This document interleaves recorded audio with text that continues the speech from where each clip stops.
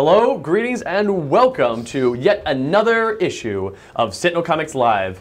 We are here, ready to take on the galaxy, and we've got these 4 stalwart heroes here with me today. Take on the galaxy? The galaxy. Did you not know that was happening today? The whole galaxy. The whole galaxy. Wow. I'm ready to fight him. Oh, good. Excellent. I'll fight the whole galaxy. All right, so real quick, let's go around the table and introduce out, ourselves. clearly. I'm Christopher. I'm the GM.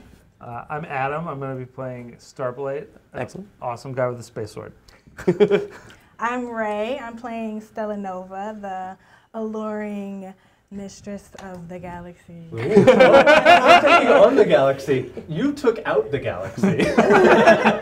On a date. For a nice steak dinner. Yeah. I am Maggie, and I'm playing Violet Hart. She's a little creepy and a lot of fun. You could have just said, I'm a little creepy and a lot of fun. I'm a little creepy and a lot of fun. And I'm Craig. I'm playing Dynamo, the steam-powered, electrical suit-wearing time traveler. Yeah. Yeah. Very cool. Very cool. Excellent. Excellent. Good job, everybody. So we've got a few things to go over here. And first, just to give you a menu of what we're going to go over. First, I want to go over how the cheering, tipping, whatever thing works that we introduced last week. Then I want to go over, let's go over, actually after that, again, how hero points work and talk about those real quick, and collected trades, just so we're making sure we're doing that right off the bat. And then we will go over the recap from last week. So the 4 of you start remembering your recap stuff, because this is a test, and if you get it wrong, character dies. Oh, Okay. well, there's a distinct chance of that anyway. Yeah. Yeah, what Anyway, so okay. So first things, as I mentioned last week, we instituted a thing where with the Twitch, you've got I'm definitely the worst person to be giving this talk. The Twitch, you've got like the bits and the cheers, and we finally got this nice, fortunate like graphic up that people that know how this works puts up, where you can buy bits or get bits from Twitch. You don't have to just buy them. You can get them from like watching ads or videos or something. I don't know if maybe you're an Amazon subscriber that gives it to you. Maybe Prime. Yeah. Okay. See, look, Maggie knows stuff. Amazon owns Twitch. Oh, cool, cool. And so, but you can, and then you can cheer with those bits to give bonuses to people. You can cheer 100 to give a +1 bonus, and when you do so, you'll just tell Paul, who's typing in the chat as greater than games. He's right there. He's here with us today. He's listening to your words. He's reading your words, and he's going to tell us what you say. But so yeah, cheer 100 to give a +1 bonus to somebody. Cheer 200 to give a +2 bonus to somebody. Cheer 300 to give a +3 bonus to somebody. Cheer 400 to give a +4 bonus to somebody. Don't cheer more than that. You can if you want to. If you cheer 7,000, you'll give a +4 bonus to somebody, and we'll be very appreciative. But you don't need to do that. And already before this video even went live, somebody in the chat, Speedy Olrak in the chat, cheered 100. For me, because Speedy Olrak knows where his bread is buttered, and he gave me a +1 bonus. Yeah, I give buttered bread to the people. Yeah. I give buttered bread to people that cheer. Obviously, everyone knows that. Promising that because you're going to give out a lot of bread. I hadn't promised anything. You're just going to sit there buttering bread all of Gen Con. Most of the things that I say, either on live streams or on podcasts, are lies. Like everyone knows that. That's true. 2011. So right, Speedy Olrak gave me a +1 bonus, and I will use that, much to the hero's detriment, at some point in this session. You're better off giving us bonuses because we'll use it in cooler ways. Well, Yeah, see, way they'll cooler use it in like, oh, I'm a hero and I'm a little bit better now. Where you give it to me, I'm like, oh, sweet, cool, awesome space stuff comes in and does awesome things. Pretty sure we've used our our bonuses in very interesting ways. No. Right here. Right All right, so anyway, so that is the way that works, and we're going to be doing that. And you yourselves out there in Radio Land, TV Land, Internet Land, you're able to take a part in these exciting events. Okay, so that's that. Moving on, we're going to talk about hero points and collected trades. Hero points first. How many hero points did we get last time?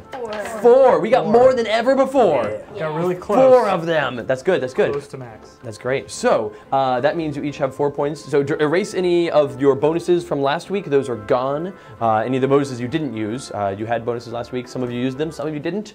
But now you can set yourself up with some new bonuses. Since you have a 4, you could get a single +4 bonus. That's what I'm doing. You could All do the eggs in one basket. You could do 2 +2s. You could do a +3 and a +1. You could do 4 +1s. The world is your oyster. So it's a very even distribution of wealth going on. I have to make sure I counted that right. Yeah, that's good. You did it. I actually did the same thing. You did it right. Everyone did it right. That's great. 4. The other thing is the collected trades. You, of course, if you marked off your collected trade last week, be sure to go ahead and erase. It's no longer marked off. You once again have access to that collected trade, and you can invoke it for 3 different things over the course of this game. You can invoke it to change a face on a die to whatever side you want. So you roll your die pool. And then, man, that's a really good roll. So I got a 4, an 8, and a 10. And so if I'm like, well, my mid's an 8, and I want my mid to not be an 8, well, it's too bad. I can't, can't get around that. But if I want my min to be higher, I could change my min to that. So you can, after rolling the dice, you can change the one of the die faces to anything you want, and then you recalculate min, mid, max if it would change that. You can use it to create a bit of story fiction, a bit of canon in the stories where you're like, oh, hey, there's this thing that's going on here, and as a result, I have this thing, and it's not going to be necessarily like a bonus. It's like there's a situational thing that that is true now that wasn't there before, and the player and the GM will talk about that and make that work. And the other thing you can do is you can use it in the place of a minor twist. If there's like, oh, you succeed with a minor twist, and I'm like getting ready to like twist that minor twist, and you're like, well, actually, because of this session, this previous story that I was in, it's something in that story informs this moment here, and as a result, that minor twist is negated. It's like, yes, that's true. That is definitely a way that things work. Also, a thing that's going to happen over the course of this game is that occasionally, Paul, who you cannot see, because this camera goes to there and it sees these two, and this camera goes to there and it sees these two, and there's a camera that's pointing at me, but there's also a person sitting right there, and his name is Paul, and he is talking on the chats, and when people cheer amounts, he will raise his hand as if he's in middle school, and look, sure enough, he's doing that right now, and he will tell me a thing. Paul, what's going on? So Sanvar has given a +1 to Dynamo. Yeah. Oh, there we go. All right. Here's what I'm going to do for you guys. For your, rather than me writing a new one every time, I will continue writing your bonuses. Sure, I'll continue writing your bonuses for when you create a bonus and we give it a cool name and all that. When you get bonuses from the cheer, just go ahead and mention it, keep it on your card there, and mention who it comes from as well, because you have to report to them with the cool thing you do with it. Oh yeah. All right. Thanks, Sanvar. Yeah, if you want Sharpies, you got Sharpies, you got pens. Being on our team. All right. So, with all that said, who amongst you, who amongst any of us really, wants to start us off with the recap of what the story is up to this point? So I can start issue 1. Issue 1. Back in the day, Man, many weeks we were ago, different people then. We were. So much has changed. We found an egg from space that hatched into a laser dragon. That sounds good. And we fought that thing, and it was bound in a big bubble, like a force bubble. Okay. We destroyed the runes that kept the bubble there, and it got out into space. That's good. And that was it for issue 1. How did that fight go? I almost died inside of it. Yes. A little bit. Inside of the dragon. Inside of the dragon. In case that was unclear, like, I was swallowed whole and almost died there. So great. That went You're fine. suboptimally. Not the best. All right. So Adam, who are you going to pass it to tell some, if not all, of issue 2? I'm going to pass it to my space compatriot. Okay. So a quick question, before we get to issue 2, the very end of issue 1, you guys destroyed the sigils. Where did that lead you from there? We got sent to, we took our plane to a tower that was kind of run down and had all these sigils around it and something going on the top of it. And we explored that tower, and on the inside it was really like run down, and there were things coming out of the walls. There were voices of children. Normal stuff? Yeah, normal stuff. We were used to it. Normal building things. Yeah. And we explored the different levels of it, and Dynamo did his famous Hero landing. His hero landing. This is Famous thing when I got stuck in the floor. This is the moment where we learned about Dynamo's greatest nemesis, floors. He got stuck in a floor. He also beat up a floor, but that floor also beat him up. Like, you're going to be really disappointed to learn that this week's session is just the attack of the floors. There's all these floors coming in for you. Yeah. And we came across the possum, the impossum. Impossible impossum. It's got its own book now.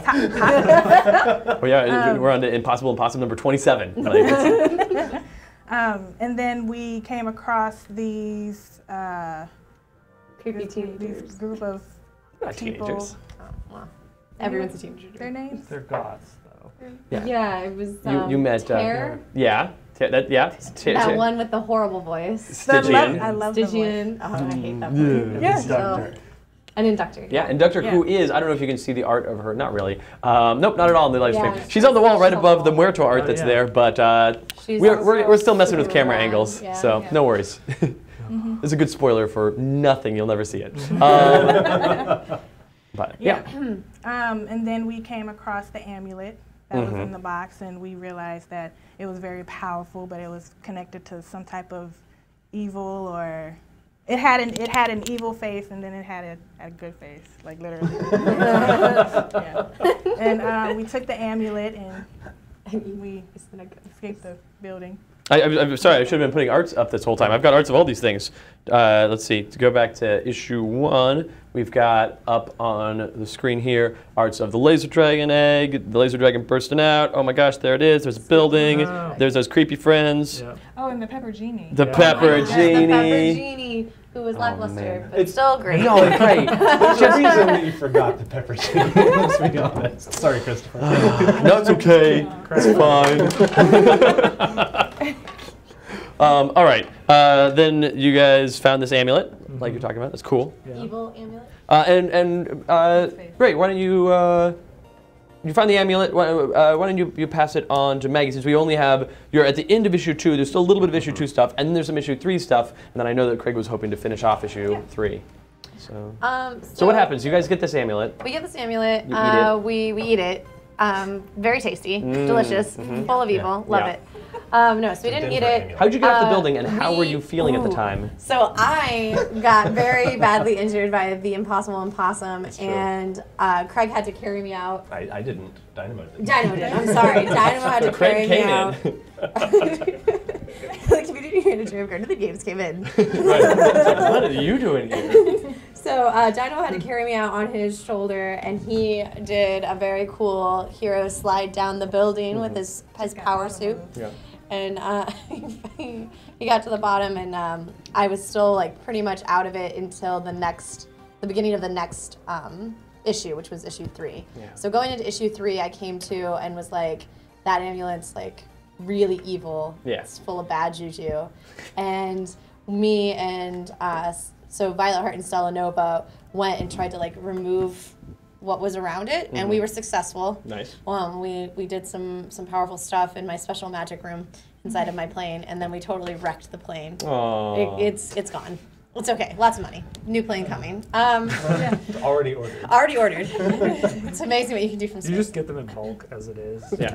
I'm just like, I need Open up like another 5 6 of that style. I'm gonna need a and- brace of planes. Yeah. Yeah. What's a case quantity on a plane? Like if I'm ordering a case of planes, how many planes come to a case? A case is 24, right? Yeah. A case of 24 planes? Okay, right. Because we have cases of lots of different sizes. Like we have cases of 6 games, but then for smaller But, games, we do if you cases go of to 12 like games. a grocery store, I think most things, a case is considered 24. Okay, I so- think. I feel like that's I don't fair. know. I mean, I think it changes industry to industry, but in the So plane in the- industry, it's probably 24. That It's seems very like reasonable. groceries. Yeah, right. Yeah, it's very similar to groceries. They all pack the same. Yeah. So, anyway, so we removed the evil, and the amulet was able to talk to us. I touched it because I have no fears. And the amulet was able to speak with us and communicate with us and tell us that it served the knights of the The night's cosmos, cosmic bowling. I don't I remember. really enjoy the part at the end of last session where you were talking about the fact that you had taken a lot of notes. Then you tore those notes up, and then you said, "It's okay. I'm just going to go write them all down right now." I didn't do that. I definitely didn't do that. No one believed that you I would. gave you the trash. Like, why would I like gave you my trash notes? So, anyways, As if you didn't know this was going to happen this week. Yeah. listen. Next, I will one day do better. Okay. I should bring a notebook. You want to take over now? Did you? No. You gotta lead us Okay. right up to the So, part. they served the knights of the It was the Knights Cosmic. Knights Cosmic. Yes. Thank you. Cosmic bowling. See? Right. Yeah. Knights of So the Cosmic Bowling. The Knights of the Cosmic Bowling. So he served one of the Knights of the Knights Cosmic, and yeah, that's what it looks like when it's not evil. Yeah. So the amulet served that knight, and that knight was kind of in peril. So it wanted us to return it to the castle where they're based. So we decided to do that. We all took hold of it, took us up into space. We went to this castle. The castle is surrounded by evil, glowy magic, like the bad kind, the purple kind. Yeah, Castle. was evil. Yeah. Well, Yeah, like that. I'm just saying we have a theme. It was corrupted. Yeah. It was corrupted. So we crash landed into the caves in the like bottom of this castle. And from there, we decided to go and figure out what was wrong. And we fought some goblins. Nope. Not Nope. goblins. What are they? Grimloids. Grimloids? Right? Yeah. Yeah. Grimloids. We went. There's Yeah. that painting room of the Yeah, hologram they were paintings. hologram. Hologram paintings. Yeah, of all the knights. Yeah. Yep. And we fought them. You said you Yeah. were going to bring a notebook this time. They're pointing out in the chat. I can't leave to get a notebook. Failures on so many levels. Yeah. Do you want Get a note it out card now, for don't notes? roll. Thank you. failures. Yeah, and I won't rip it up this time. I probably will. What a rascal. All right, so you're in this hallway. We're in this hallway. Oh, I got to do this really cool thing. I like this. I used my magic to make everyone camouflaged. Essentially, I used glamour to make them camouflaged, and that only worked for so long because somebody can't keep their stuff together and had to go fight people. I can't help it if I'm better at fighting than sneaking. I was the That's only. my fault. I was the only one who did the thing that we had expected to do, which Yeah. is sneak down to the other end of the hallway. Yeah. Oh, well, So Dynamo snuck away and ran The into big guy, the guy in the giant suit, Was snuck the down to the sneakiest. other end. And there you found some more of these guys. Yeah. And we battled all of them. And we killed all of them. Mhm. And they burst into the corrupted magic essentially. So they're all part of that. I did get to turn one into my slave essentially. Wow, cool. I've got the power called Sugar Sway. And I really like that up and down the recaps have been like, oh, here's all the cool things we did. Here's all the cool things we did. Here's all the cool things that I did. I really liked that. tell the focus here. All right. Yeah. So what happened after that? Then where were you? Then we were in the this chamber, it wasn't the dining hall, it was the Great Hall. There we go. We were in the Great Hall, and that's where I'm happy to take over Yeah. from here. Yeah. Yep. Because all of a sudden, the ticker tape in my suit starts going crazy. Because Just filling your suit up. yeah, I'm bathing in ticker tape right now. Normal stuff. And because there's like time pockets and distortions happening in this room. And so a thing that was skipped over earlier that I'll bring up now. It's fine. You tore up your notes. A thing that happened earlier was that before we went up into the hallway and fought all the Grimloids, I had actually patched the amulet into my suit. That's right. And so I'm in direct contact with this amulet and it's communicating with me. And it tells me, hey, there's all these pockets of weird time, and if you want, you can interact with these pockets and maybe see what happens. And you guys were all like, nah, that sounds dumb. Yeah, and then we left. We don't wanna. I'm gonna Froyo instead. Yeah, exactly. So we went into one. We said, sure, let's do this thing at this one pocket, and we kind of ended up viewing a moment in history where the forces of Stella Nova. See, I took notes. And you didn't tear up your character sheet? I'm sorry, I took one note. But you remembered the rest. Yeah. The forces of Stella Nova were assaulting, we didn't know Stella Nova at this point, but they were assaulting this castle and just wiped it out completely. And we're like, well, okay, I guess that's what happened. There were some knights that were talking about the lost cause that was this castle and everything. And so we came back out, and it was just we decided, okay, we didn't learn a whole lot there other than, hey, this place got destroyed, which we already knew. So we went and interacted with the other time portals, not portals, but pockets, and determined that we could actually alter history slightly by expressing our will upon the past. And so we changed history so that we passed on the knowledge of laser dragons into the past. Well, there was a specific knight who had who had knowledge of things to come, and she was like, "Hey, stuff's going bad here," and the other knights were like, "It's probably not a big deal," and you were like, "No, It's a big deal. no, it's a big deal." It's a big deal. Yeah. And But, that was the beginning of the unlocking of. So we were everything. primarily influencing the knowledge of a specific knight throughout. And do you all remember of why these you had that phases. particular connection to that Well, knight? This knight had been the previous possessor of the amulet that we had. Yep. Good. Yeah. And so now we are back into the present, It seems like we cleansed the corruption. and the corruption has been cleansed. The Great Hall is not damaged, if I remember correctly. Newcastle. Oh, yeah. Yeah. Newcastle. And Like the view. yeah.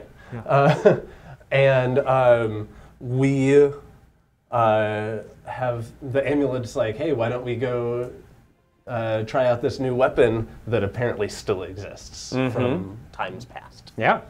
And that's where we are right now. I have 3 hit points. Do you do you remember the names of any of the knights you learned about, or off any the of top of their? my head. One's a reptile, one's wanna got say- 4 arms. I wanna The say reptile Arton. knight. Arton is the one with 4 arms, and it was the Yeah. leader of the Knights Yeah. Cosmic. A spear. There You have was. you have my sword. Yeah, And sword. it had he in the last vision you saw, in the last chronal schism you went into, he said that we needed more power to take these on, and I have found more power. Right. And you're like, oh, that seems good. Yeah.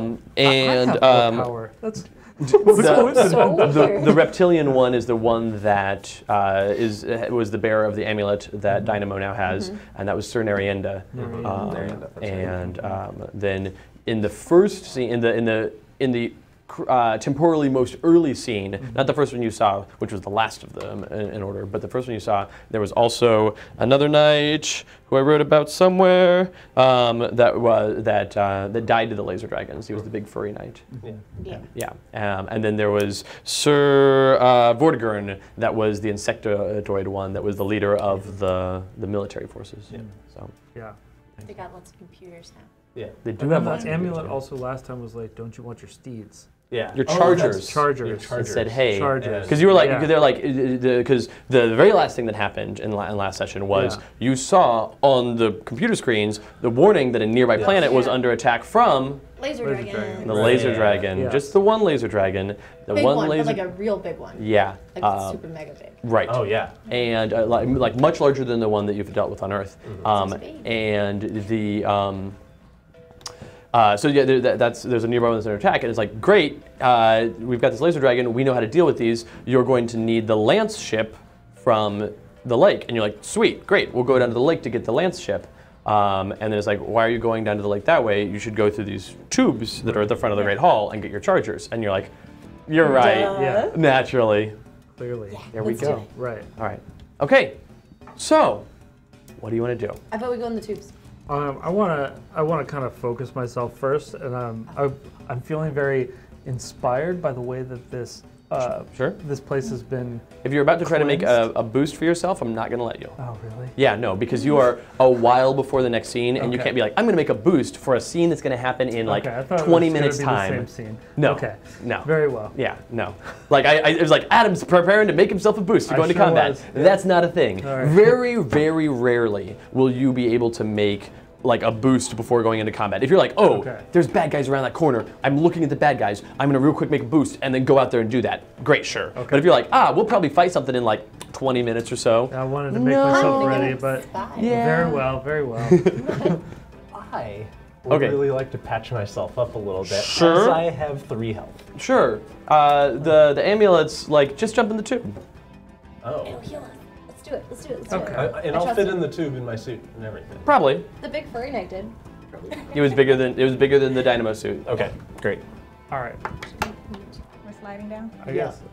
There's just one tube, or No, there's multiple there's tubes. There's just a series. you can It's see the internet. there's like a set of 4 tubes on one side of the room and 4 tubes on the other side of the room. Okay. So do we all pick a different tube then? You all gonna go in the same Yeah. tube? No, it's No weird. way. I think we We're should. going in different tubes. You come out of Do the we need other. to, do we need to We're gonna come out like shout all a weird name and, like, of a combined. creature as we jump in there, or Well, I already said I'll form the head. okay? I'm like the left foot. Okay. Mastodon. All right. So yeah, we'll. the oh, tubes. okay. Well, I'll go. because right now I'm thinking, I'm really hurt, and that is where the amulet is telling me to heal. The amulet's like, you need to get patched up. You should probably jump in that tube. That, and like, I'm gonna go get myself patched up. I'm gonna go down to the hospital wing, obviously, that is down this tube. I've never not trusted a talking amulet before, so. All right. That's true. So I guess we all jump in at once. All jump in the tubes. Excellent. Yeah. So you slide down these tubes, and in the process of sliding down the tubes, you feel like a beam of energy pass over your body a few times, and it incinerates you. And no. All right, great joining us, everybody. No, but you feel this beam of energy, and it's like scanning you and like doing various tests. So they take some blood. No, but as you slide down the tube, so when you land, each of you in your own experience, you land in like a seat at the end of the tube, and it's pitch dark all around you, and you don't see or hear anything. It's all just deadly still and quiet, and you're sitting in some sort of like large chair type thing with armrests and like individual places for your legs, and you're ready. Do I feel better? This is all I care about right now. You feel so much better. You feel entirely healed. Oh, great. And you can tell doing some diagnostics that your suit has been repaired as well. Oh, great. So like, entirely healed. yes, you're all to the very top of your green zone. Hey. That's That's because fantastic. we're gonna get like. Hey, Maggie's got good instincts.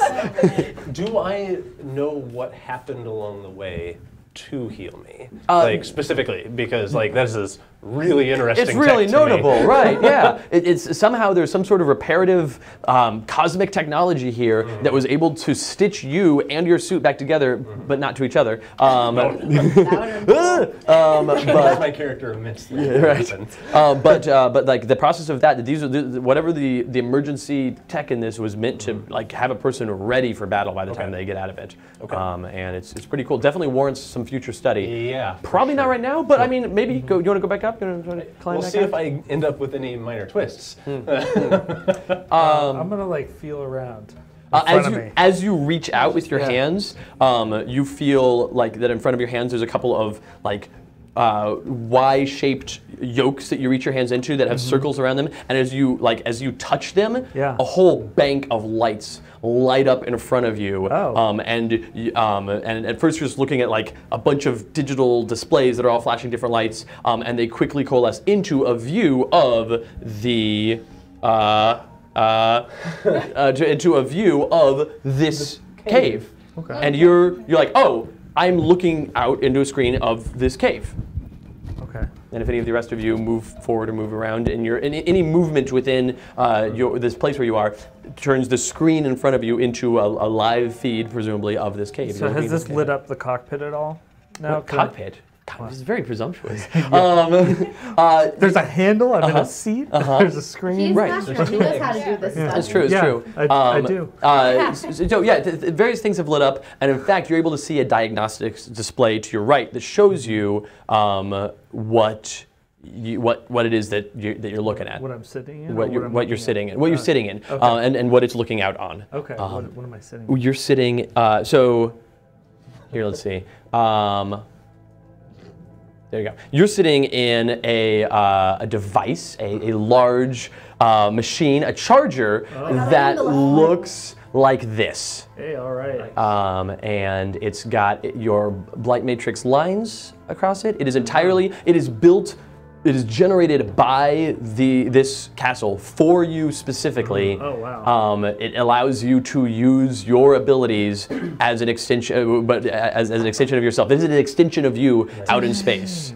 That is your sword. That is your blight matrix lines. That is you driving this thing, and you're hanging out there in the head of it, looking out through its face into the world. Ooh, I like this. You stand like 80 feet tall. Yeah. And you're there in the cave. Before, when you were in the cave, you guys were like tiny specks in the cave, looking at this giant cave. Now you're like, all right, here I am in this cave. Still pretty large. I'm fine. I'm not in any trouble, but that's where you are in this cave. Okay. Am I like neurally linked to this thing, or do I have to like move? So as you move around, as you look around, you feel it starting to react to you. Okay. A couple of bands come across your chest and across your lap, pulling you into the seat. And as you're like, man, I wish there was a way that I could like turn the view. The view starts turning, and you're like, okay, it's learning you. You're learning it. Okay. Like, So I Yeah. All right. Yeah. And you feel the machine like come Yeah. up and move its arm and move around and like, all right, cool. Yeah. Yeah. All right. All right. Hey, I feel good about this. Can everybody hear me? And so you all three of you, in the place where you are, you hear I was going to say Starblight. You hear Sam's voice, Sam Roberts' voice, in the speaker in the place where you are, speaking to you as presumably you're moving around and figuring out where you are as well. Who's experimenting, trying to figure out what's going on with her setup? You are. Yeah. You are. Yeah, I'm real experimenty. I'm So, just touching everything. I'm just pressing all of the buttons. Yeah. So. Of course you are. So as you move around, you're pulling up the thing, you're pulling up the diagnosis display, and you're able to see on the screen here what you look like as Oh well. my gosh, that's so cool. You've got. I made a Let me pull this down. You've got like some ribbons here that come out of your shoulders there, and your the blade that's built into the left arm of your mech is constantly dripping red energy. Oh my gosh. Yes. So That seems wasteful. yeah. So yeah. So No, it's got a plan. there you are. There's your I love it. outfit. Yeah. Can I I'm see feeling the around other ones? pressing buttons too. Oh yeah. Okay. There we go. It was like. You're next. And so as you. Feeling everything over. Please open. There we go. Boom. As you're moving around, you find you're able to figure out that what you've got going on. That you've got a taller, more graceful sort of situation here. It's got a giant glowy orb that floats around by your head that replicates the abilities of your lunar orb, and you also have an energy spear that is based on the same energy, cosmic energy that runs through your system. I like your robo One dress. of yours is just like really That's nice. Yeah. No.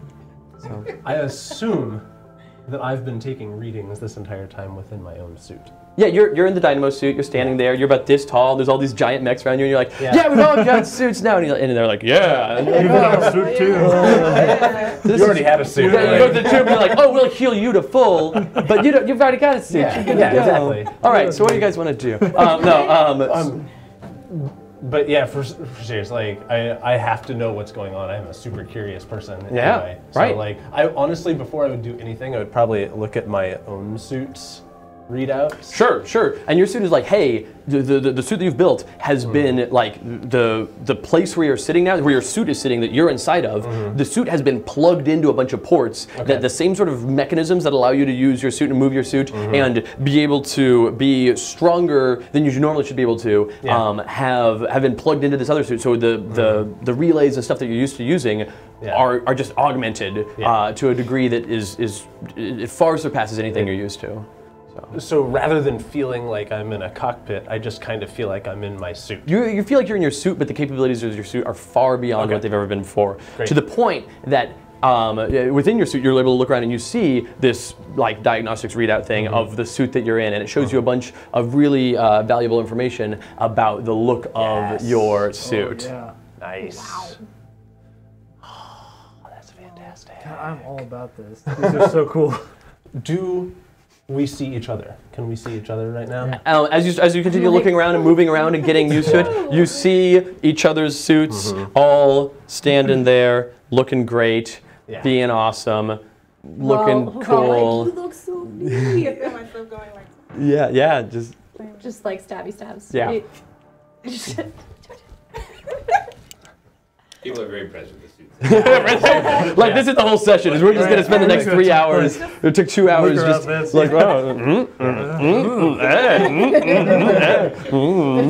like okay. I seem nonplussed. Do you though? Like You're just a big boy like now. still a do suit. you? Yeah. It's still a suit. It's a lot more suit. Someone explains to you in all caps, but it has lightning smokestacks. It kind of has solid point. sideburns almost. It does. Like Your facial hair has been upgraded too. You are no longer merely a mustache. Oh, that's great. Mutton chops. So cool. Okay, that I'm excited about. All I've right. never really been able to Finally. grow very well. Okay, I gotta write that down. Dave hopes that the new Dynamo suit special attack involves an anime transformation by adding a mustache. There's Okay. obviously an energy beam hidden behind my facial hair. Right. Yeah. So yeah, I'm ready to take this for a test drive. Yeah. I strike a pose with it. Yeah. Obviously. Looks Yeah. good. And then try and like shoot up into the Oh sky. no, this is gonna be so bad, guys. I'm gonna just try and fly with In it. what way exactly are you angsty about this? Am I angsty? Yeah. You are angsty about everything. Why are you angsty this time? Why am I angsty about everything? Oh, it's Just because no, you haven't talked to the Blight Matrix no, about I haven't. this yet. No, Okay. I'm too wrapped up in Yeah. You're too excited about yourself. right. Don't mind me. I'm definitely just writing some things down that you guys need to know. It's so scary, I guys. should I'm have- definitely Actually, looking can at I- this thinking, like, Can I oh, power up? Is that something? Can I? You feel the energy that's charging, and you Yeah. feel the Blight Matrix light up then- through its. So which And one then are you we- here? Shoot up into the sky. Yeah. Well, I mean, you're still in the cave with the legs. Yeah, I just Yeah, let's bust just through. bust through. Break the whole castle. Yeah. We just spent so much time saving it. Just, then- I mean, yeah, the cave is also located directly beneath the castle. Oh, okay. No, it's fine. Presumably there is We don't some need sort the of castle exit. anymore. Yeah, I We wanna go have through an the exit. suits. If there were the thin layer of rock, I would want to burst through that. But if there's an exit, I guess I'll use There it. is an exit, and as so, okay, we'll do this. We'll do this. This is a fine choice. You see that that this tunnel like wraps around and there's an exit chute there, and you like fly through that suit and you're like flying up and around in space above the moon and like just able to blast around through space with the power of the suit. Nice. It's able to do that. It's great. Dynamo. Yeah. As this is happening, the amulet, which is still plugged into your shoulder, is like, hey, if you're interested in going and fighting that laser dragon, you should probably bring the lance ship with you. As powerful as the chargers are, many a charger has been destroyed by a laser dragon, and the lance ship was specifically made to deal with laser dragons. Tell me more about this lance ship. I would love to do that. I would love. Because this is the first I am hearing about it. No, I mentioned it earlier. Yeah. They always mention it last week. It's a fictional relationship between the lanes. Oh, right. Yeah. Yeah. It's a fictional relationship between Lance and everyone else.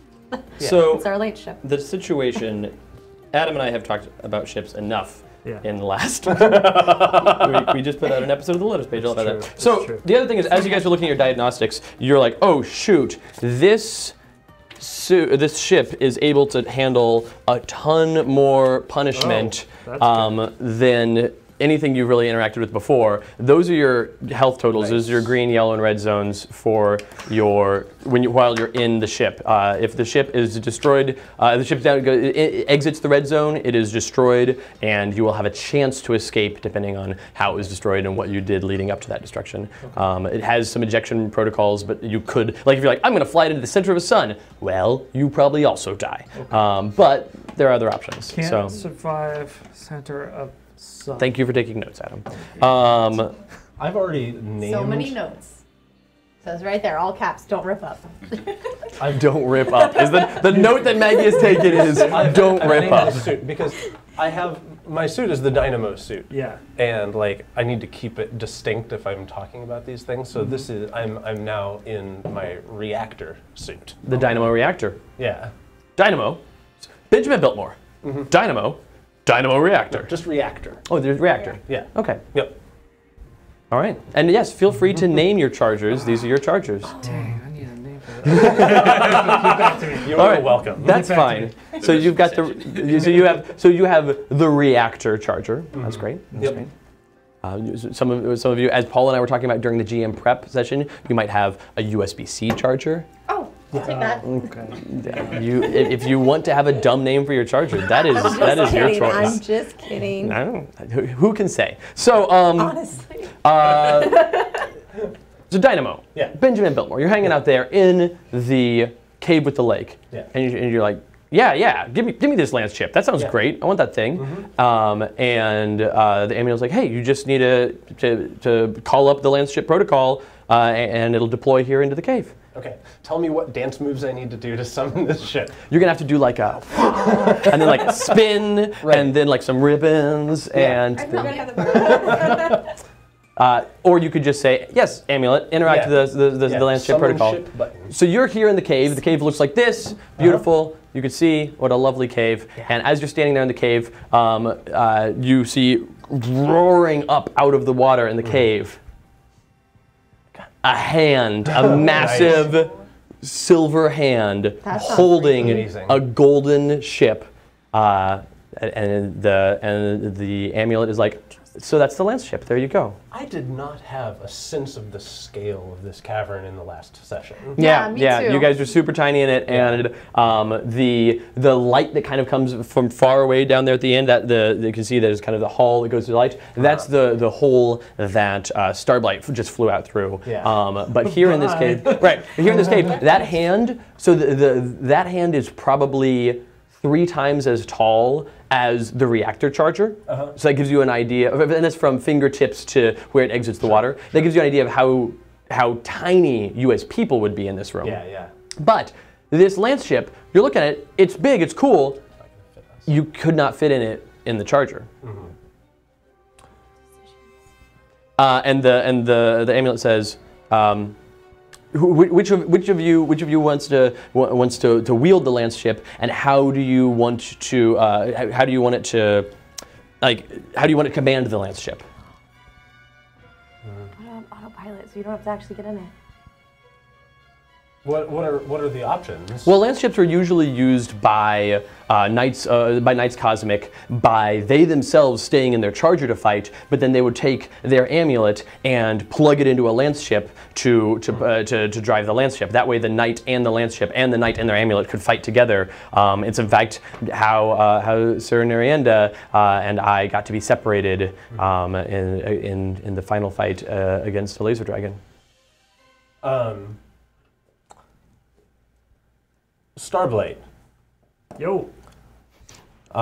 You said you have experience with spacecraft, have you not? A little bit here and there. There's a spacecraft here that I do not feel comfortable with. Another one? As opposed to the charger, which you feel very comfortable. I do feel comfortable in this. Yeah. Like, It's just me. Yeah. But this spacecraft I feel very uncomfortable with because it is outside of my realm of expertise. Yeah, okay, I'll come take a look. I fly back down in there, and I do a cool skid thing on the ground. Sure. Back, I go, Do you want to slam into the lance ship at the end of it and slice it in half? No, I'm not going to destroy it. Okay. I just slide in and then strike a cool pose. What kind of cool pose? Just like that. Yeah, with the swords out. Yeah. Like that. You were really worried about that ship that we all asked you to come and look at because it was so scary.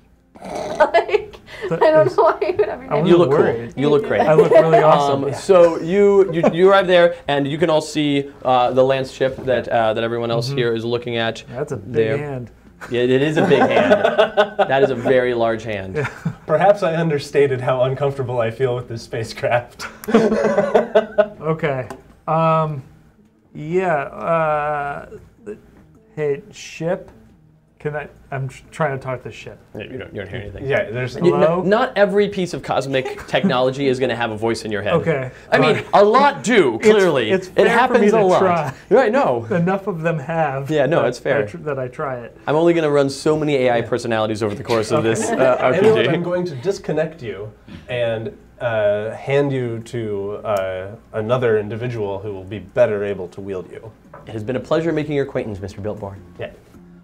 And I move over to you. I don't know what sort of locomotion that I have. So you're inside your charger. Mm-hmm. You're inside the whatever thing you said. Yeah. Reactor. That's the one. Yeah. I didn't take notes. And you take you disconnect the amulet from the shoulder of your suit, so that brings your suit back up a die size. Because I don't know if you remember, I do remember this. While that's because you uninstall the piece. Actually, removing the amulet doesn't take it up a die size, but putting the component that used to be there back in, which I assume you do, Sure, brings your suit back up a die important. size. Excellent. Yeah. But then you've got the amulet, and you're there inside your suit, holding the amulet in your hand. Like, do you wanna try to get it to the outside of the suit? Is that the thing you have to do? It's a very complicated set of rules where you just have to tell me, yes, I'm gonna do that. Yeah, and there's a port that opens, and you're able to put it out, and it's in the hand of your suit, of the reactor. That's exactly what I wanted. You do that thing. Yeah. You're holding the amulet. I And extend my Giant hand. Yeah. Tiny amulet in the palm of your hand there. Yeah. goes up there. Yeah. You've got it in your hand now. Tendrils. I want to like try it. As you think put it in about your opening hand- an aperture in my. As you try to get it. put it in your hand, Yeah. like you feel it. For somehow weird reason, you feel it like connecting to your hand, and you hear a voice in your head say, "Hello, greetings. I am an amulet of the Order of the Knights Cosmic. If you are not a member of the Knights Cosmic, please return this amulet to the castle of the Order of the Knights I Cosmic." totally am now. That is not true. That's not how that works. They give Well, us there are no suits. more, so I get to determine who is, right? Yeah. What are the rules exactly? Yeah. You've got to defeat Darth Vader.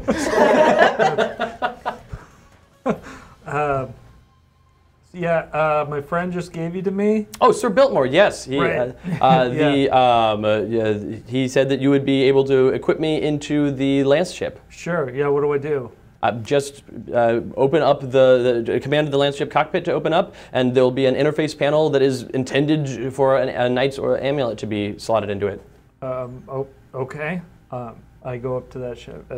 Ting, ting, ting, with the giant fist. As you do that, the amulet says, "I'll just send the command to open the cockpit." And the top of it psh, opens up, and there's a control panel where it looks like, yeah, a person could sit in there and like drive it. A person even much larger than you could sit in there and drive it, but not larger than your charger. The charger is much, but like a person who's like as much as like 12 feet tall could probably sit in there and drive this ship. But in the control panel, there's also a slot that's shaped exactly like the amulet that you can just. All right. Yeah. I'm gonna have you roll an overcome to not. If you're gonna insist on staying in the charger to pull this off, which is fine, I'm gonna have you roll an gonna leave in overcome this charger to again. not like drive the thumb of this charger through the control I panel. live in. here now, so. Yeah, that's fine. Okay. Yeah, so actually, I'm going to use my principle of clockwork, which is using a simple tool to overcome a complex situation. Sure. The simple Okay. tool of my hand. Yeah. To try and get All right. I'll tell you what, hands are not simple tools. Mr. Biltmore, contain yourself. And I'm going to use intuition, which is D8, Okay. and finesse, which is also Yes, a I D8. agree with And then- those words. And I get to use my max die for this, which, whew, yeah, that's good, is a 6. All right. Everyone gets a hero point. Everyone gains a hero point, and you succeed Yeah. with a minor twist. Okay. Are you good with that? Or do Yeah. you- Yep. All right. Yep. Excellent.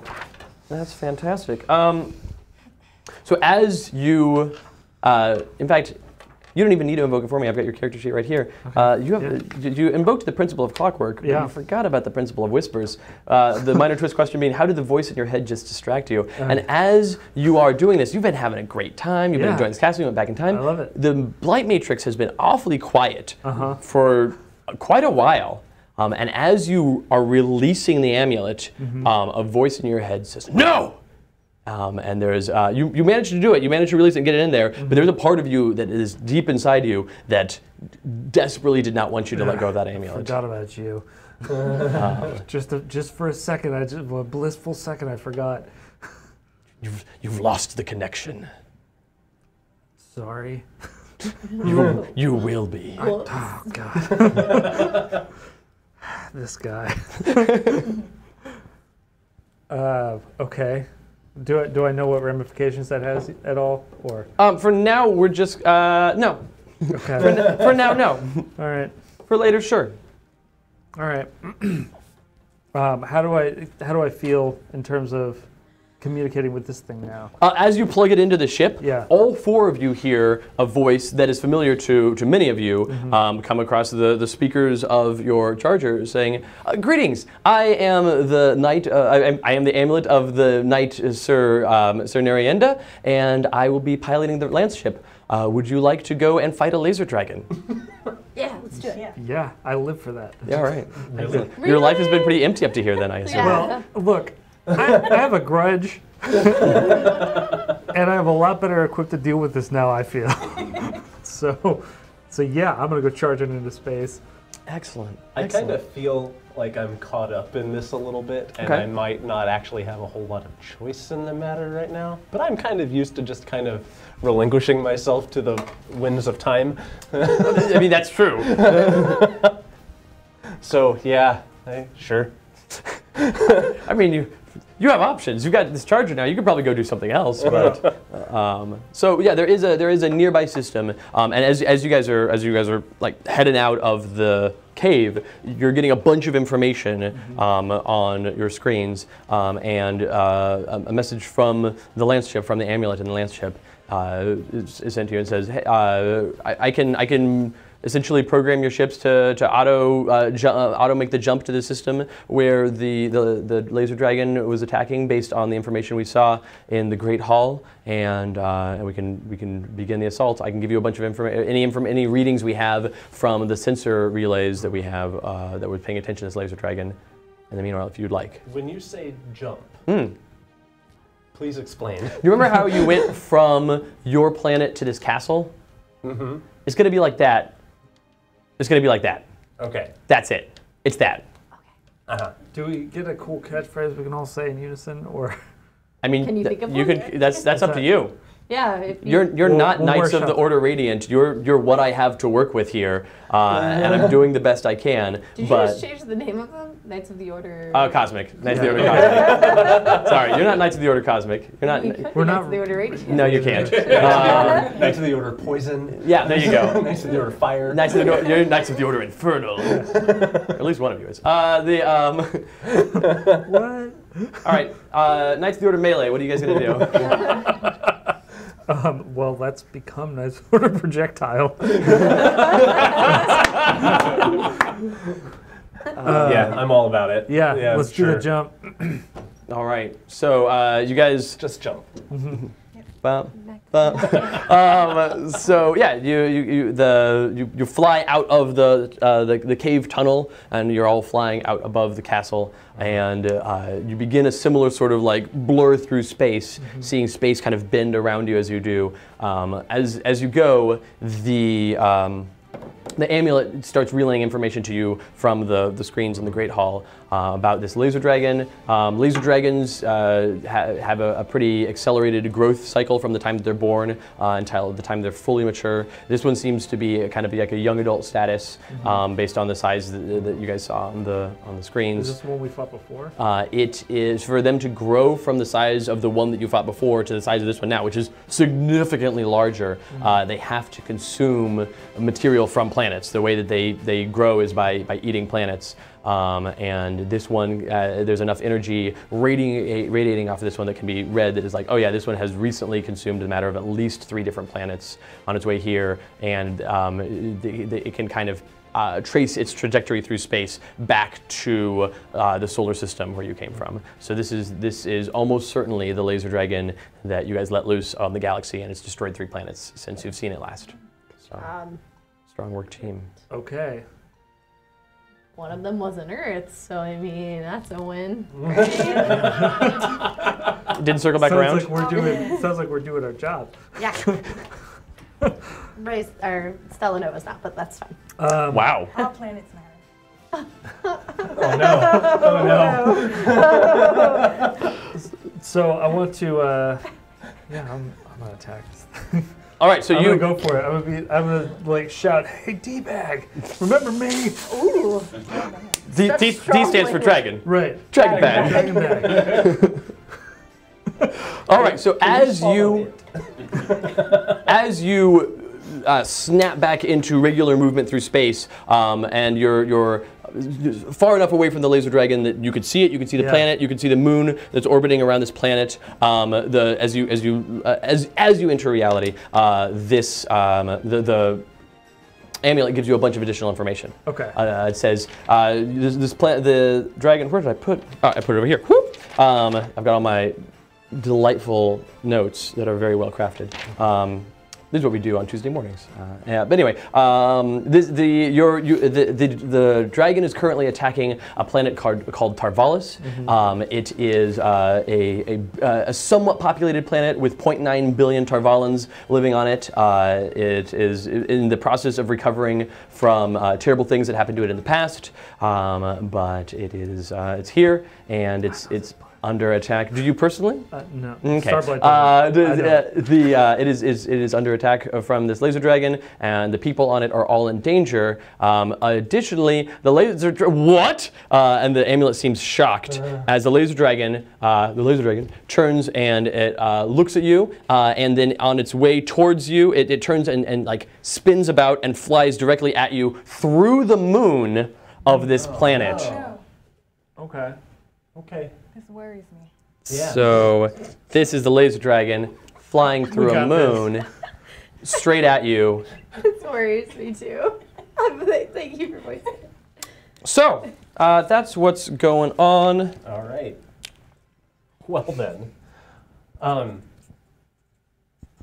if it matters, I don't know how long this trip took to get here.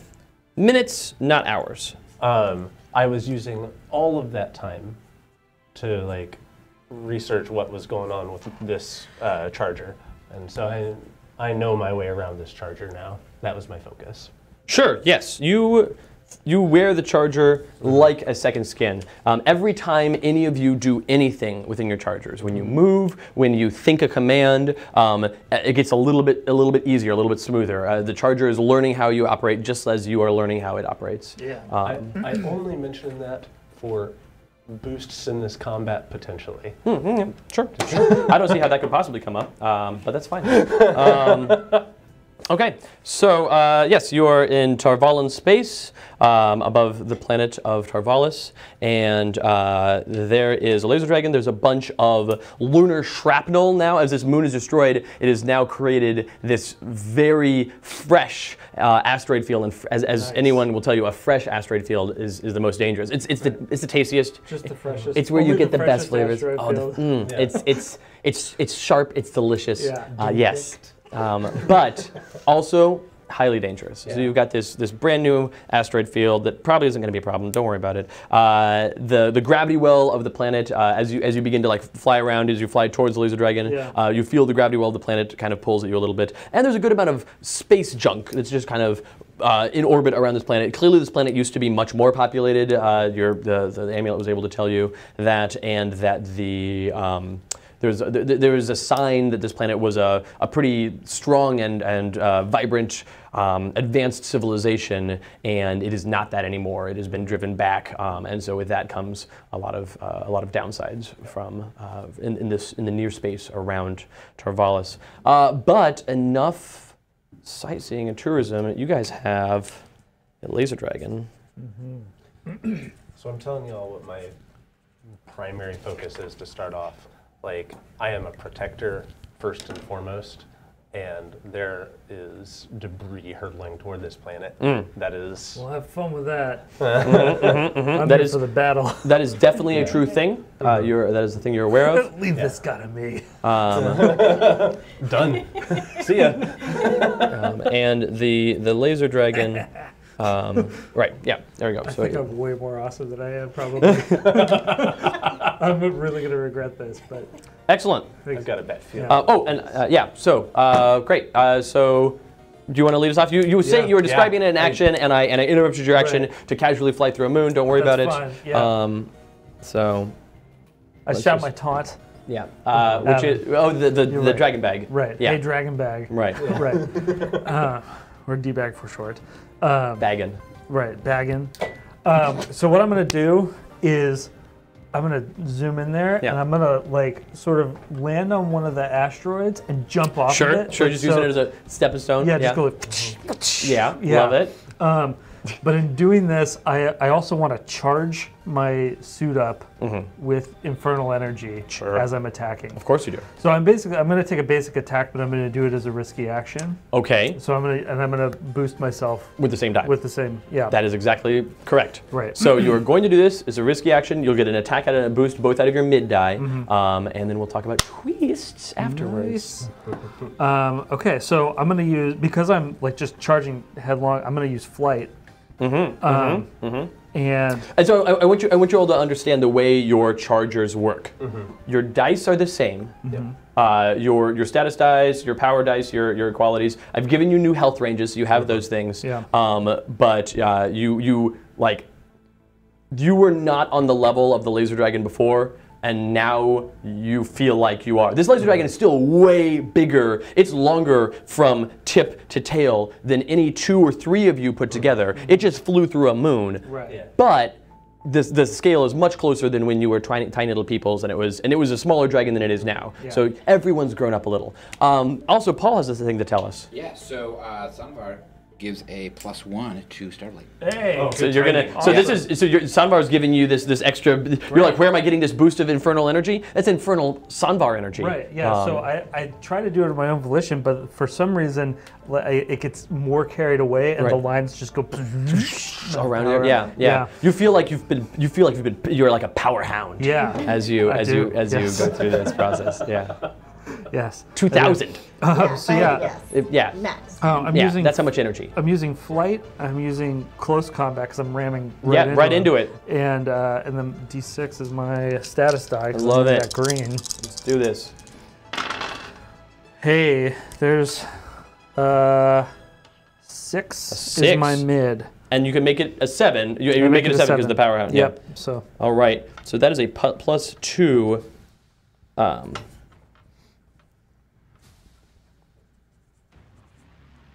All right, so you're boosted up. This is not a permanent, it's a one-time boost, but you're boosted up from that, and that doesn't apply to this attack, but you have an attack of 7 coming at this laser dragon. And Adam? Yes. You have an attack of 7 coming at this laser dragon? Yeah. You slam into this laser dragon. Yeah. And the Starblight charger drives into it with tons of energy, and it just rolls off of it. Oh. This laser dragon does not flinch. It was flying like this, and you like barrel into it, and it just kind of rolls, and you kind of like list off to the side, and it keeps screaming around in a circle as it moves on, and does not seem to notice that you've hit it. All right. This might be harder than I thought. All right. Okay. Don't forget about the lance ship as well. Right. Yeah. How does that? Do I command that, or the lance ship is a just thing responding to all of us? Yeah. I was waiting for somebody to mention it. The lance ship is a thing that you can pass it to.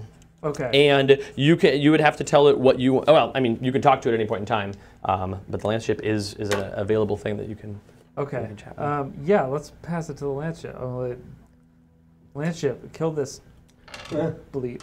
The lance ship was created to help in the combating of laser dragons, although it is not able to kill a laser dragon in itself. A whole fleet of lance ships could probably kill a laser dragon, but I'm just a solitary lance ship here. You tell us this now? Well, you're the only people that I've got access to, and I'm really worried about what this laser dragon's going to do. Okay, well, what can you do? I can attack the laser dragon's shield. We were able to figure out over time after some knowledge that Sir Narienda and Sir Vortigern were able to put together, that the laser dragon's shields were nigh impenetrable, but they could be counteracted with energy similar to those that come from the amulets based on the way they were created. And so we could expose and help negate the shields of the laser dragon, making it combatable. Okay, well, yeah, let's do that. Are you certain you wish me to interact the Lance Shield protocol? Yes. Excellent. Try spin. I don't know why you're asking if I'm sure. You will find out. Yeah, I figured.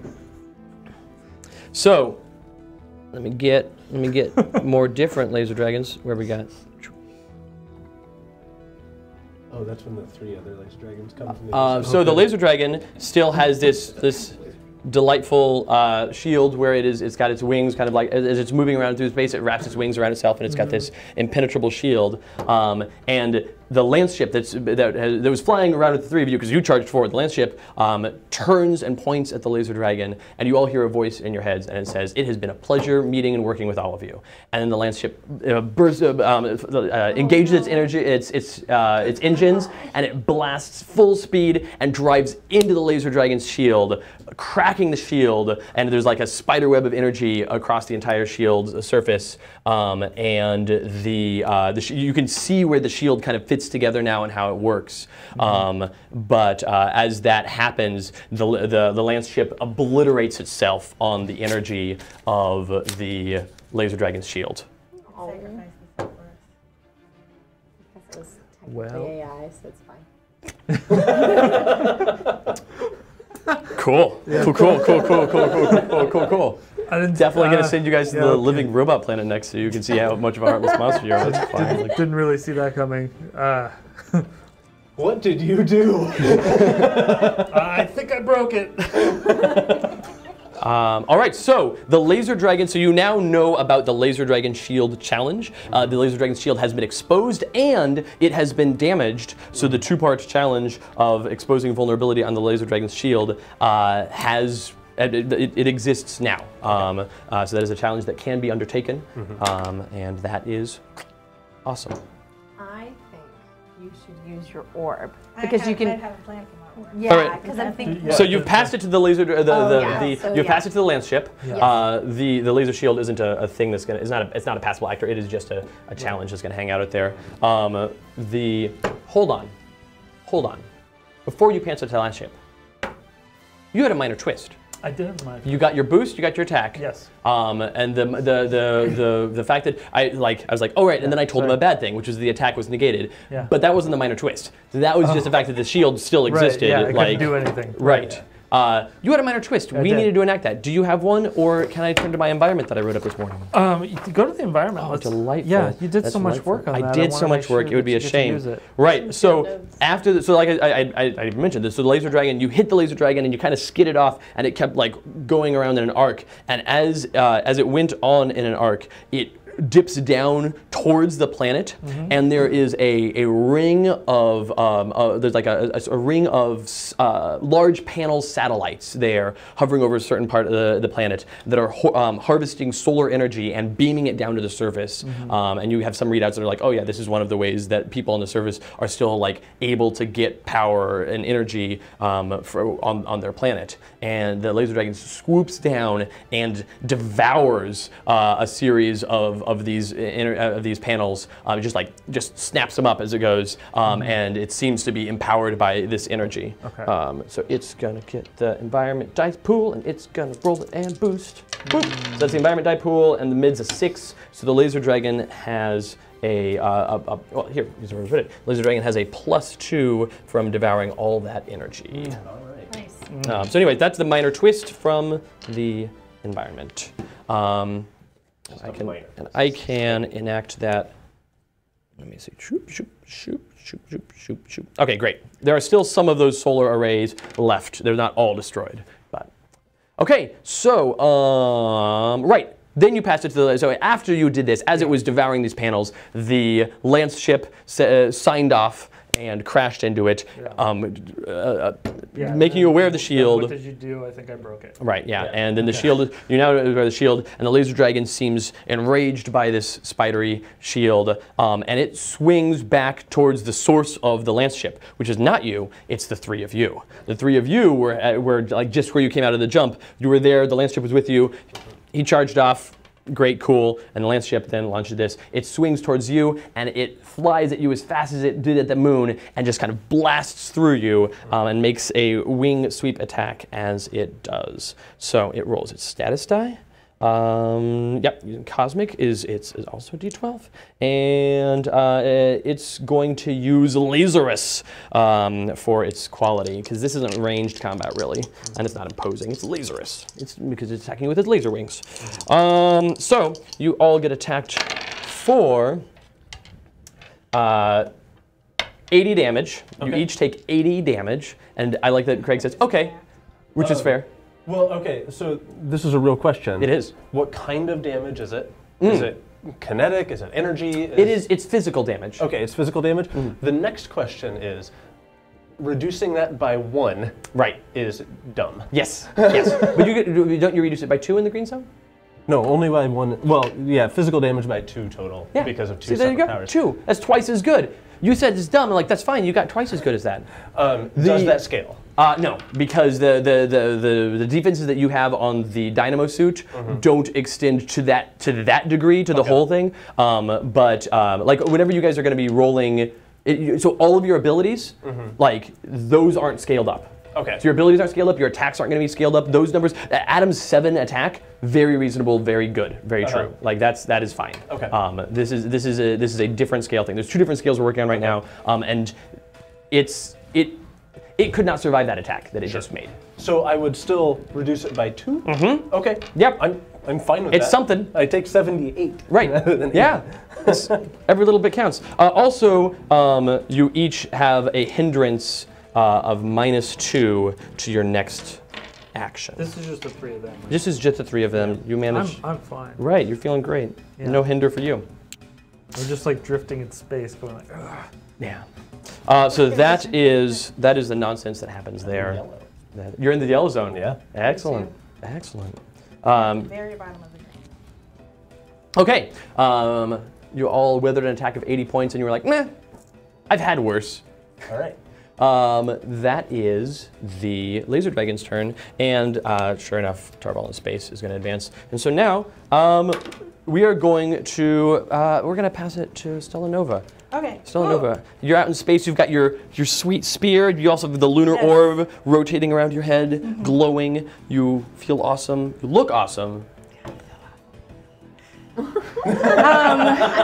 So I want to try to attack the shield. Sure. I want to use my lunar orb, but I want it.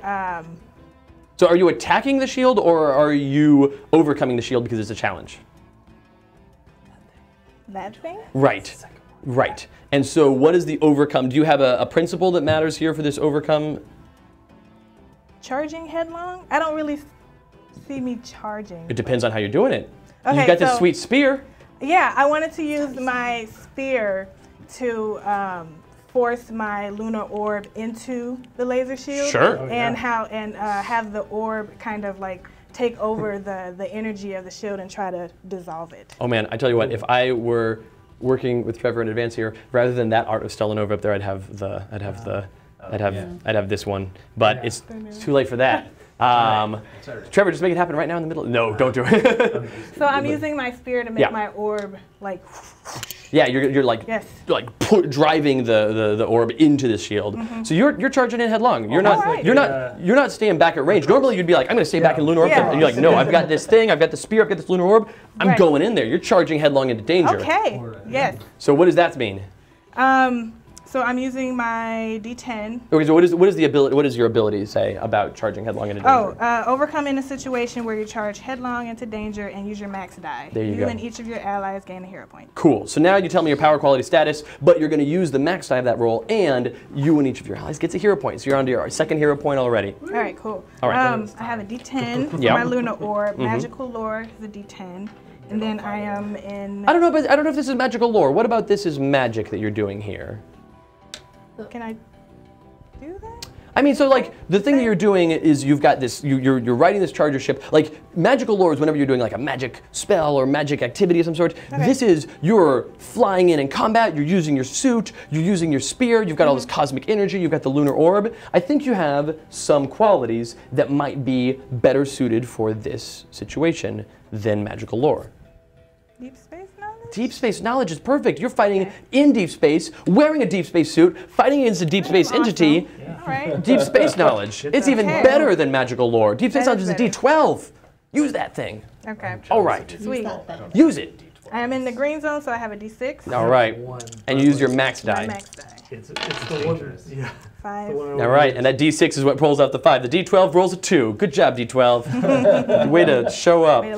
But you've got a 5, which means that you succeed with a minor twist. Okay. So, various things happen. You hit this shield. You fly in and you use your spear to angle that orb right into one of the cracks of the shield. And as the orb goes into the cracks of the shield, energy from that orb blasts throughout the shield, and the laser dragon is thrown back as its shield disintegrates.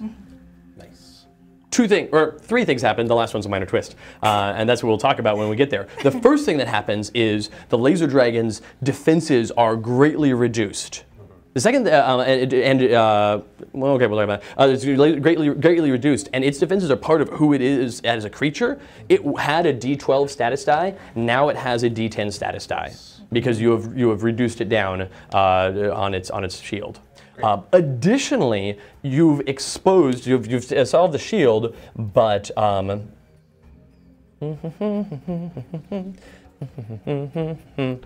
you've exposed this glowing purple panel in the middle of its chest that you didn't think was there before. This diamond in the middle of its chest that glows purple. That is, it's not like we stab it there and it dies, but it is the vulnerability. It's the thing that the laser dragon is always trying to protect. So that is another challenge that can be overcome to hurt it more. So those are the things that you have done. That you've definitely weakened the laser dragon. And you removed its shield. It is certainly no longer impervious to damage. However, there is a minor twist. Do you have one for me, or shall I produce one for you? It's all me.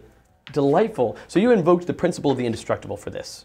That you charged in there headlong, and you drove the spear and the orb right into it. And the minor twist from your principle is what goes wrong with your defenses. And I'm going to push that a little bit further. Your lunar orb is lost, but not gone. You can still feel your connection to it. You're like, oh, I still got my lunar orb. It's still out there, but it is with the explosion of this massive energy output that destroyed the shield. The lunar orb it's gone somewhere in space. It's ricocheting off in the asteroid. And you're calling it to you, and it's coming to you, but it's not here yet. Your next turn, and just your next turn. The next turn, you don't have your lunar orb. At the start of the turn after that, your lunar orb will come back to you. Okay. So anything that uses your lunar orb, any of your abilities to keys off your lunar orb, and any usage of your lunar orb is not available on your next turn. Cool. So, yeah. All right. So that was the turn of Stella Nova. Who do you want to pass it to? You can pass it to either of these two.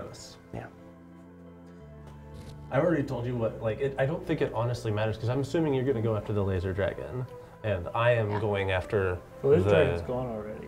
What? Right? No. It already has gone. Yes. Yes, it already has taken its turn. I mean, you're going after it. Okay. Yeah. Okay. And I've already said I'm going to go for the falling shrapnel. I'll probably go for the dragon heart, actually. But, yeah, I mean, you do like things that hearts, blood, yeah. The short version is it probably doesn't make a huge difference who of us goes next. Go for the heart. Okay. I'm trying to decide how to do it. I'm trying to think about how my attacks work now.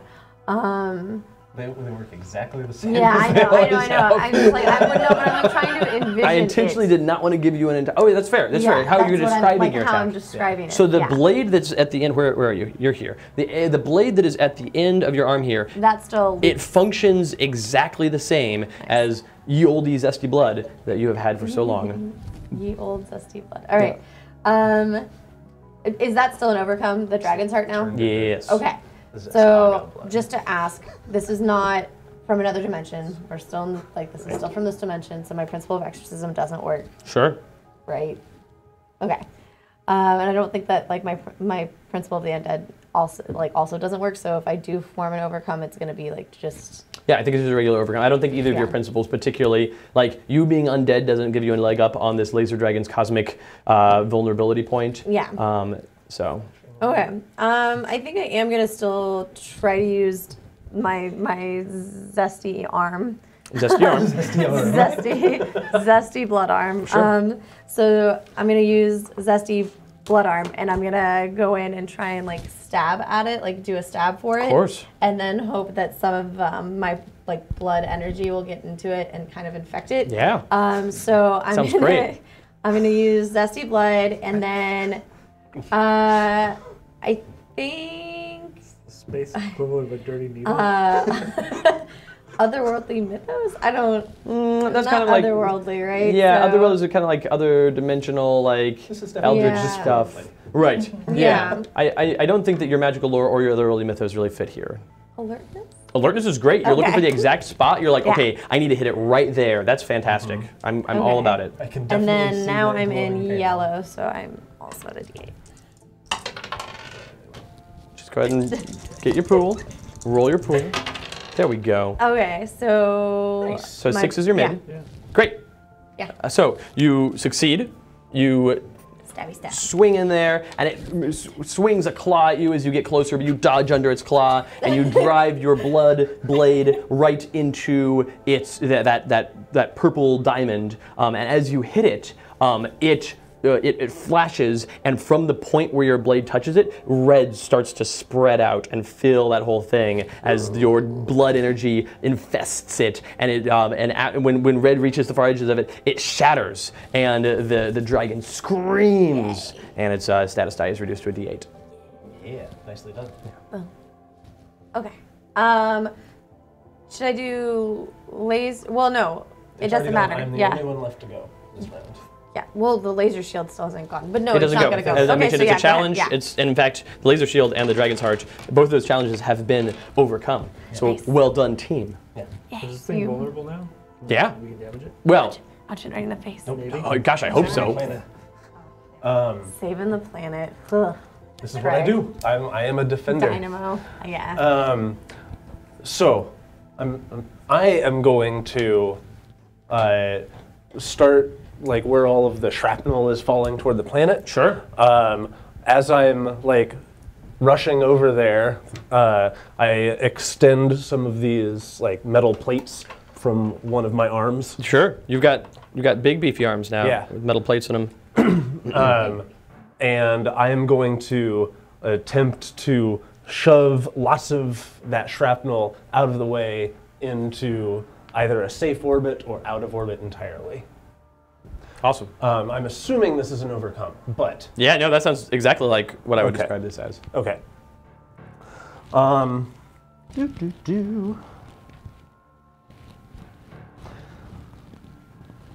Yeah.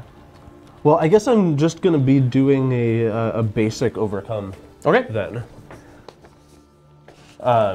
Yeah. That makes You're not in the lab right now. right. No, it makes the most sense. So it's gonna be vitality. Yeah. You're using blocking with your own Yeah. strength there. Yeah.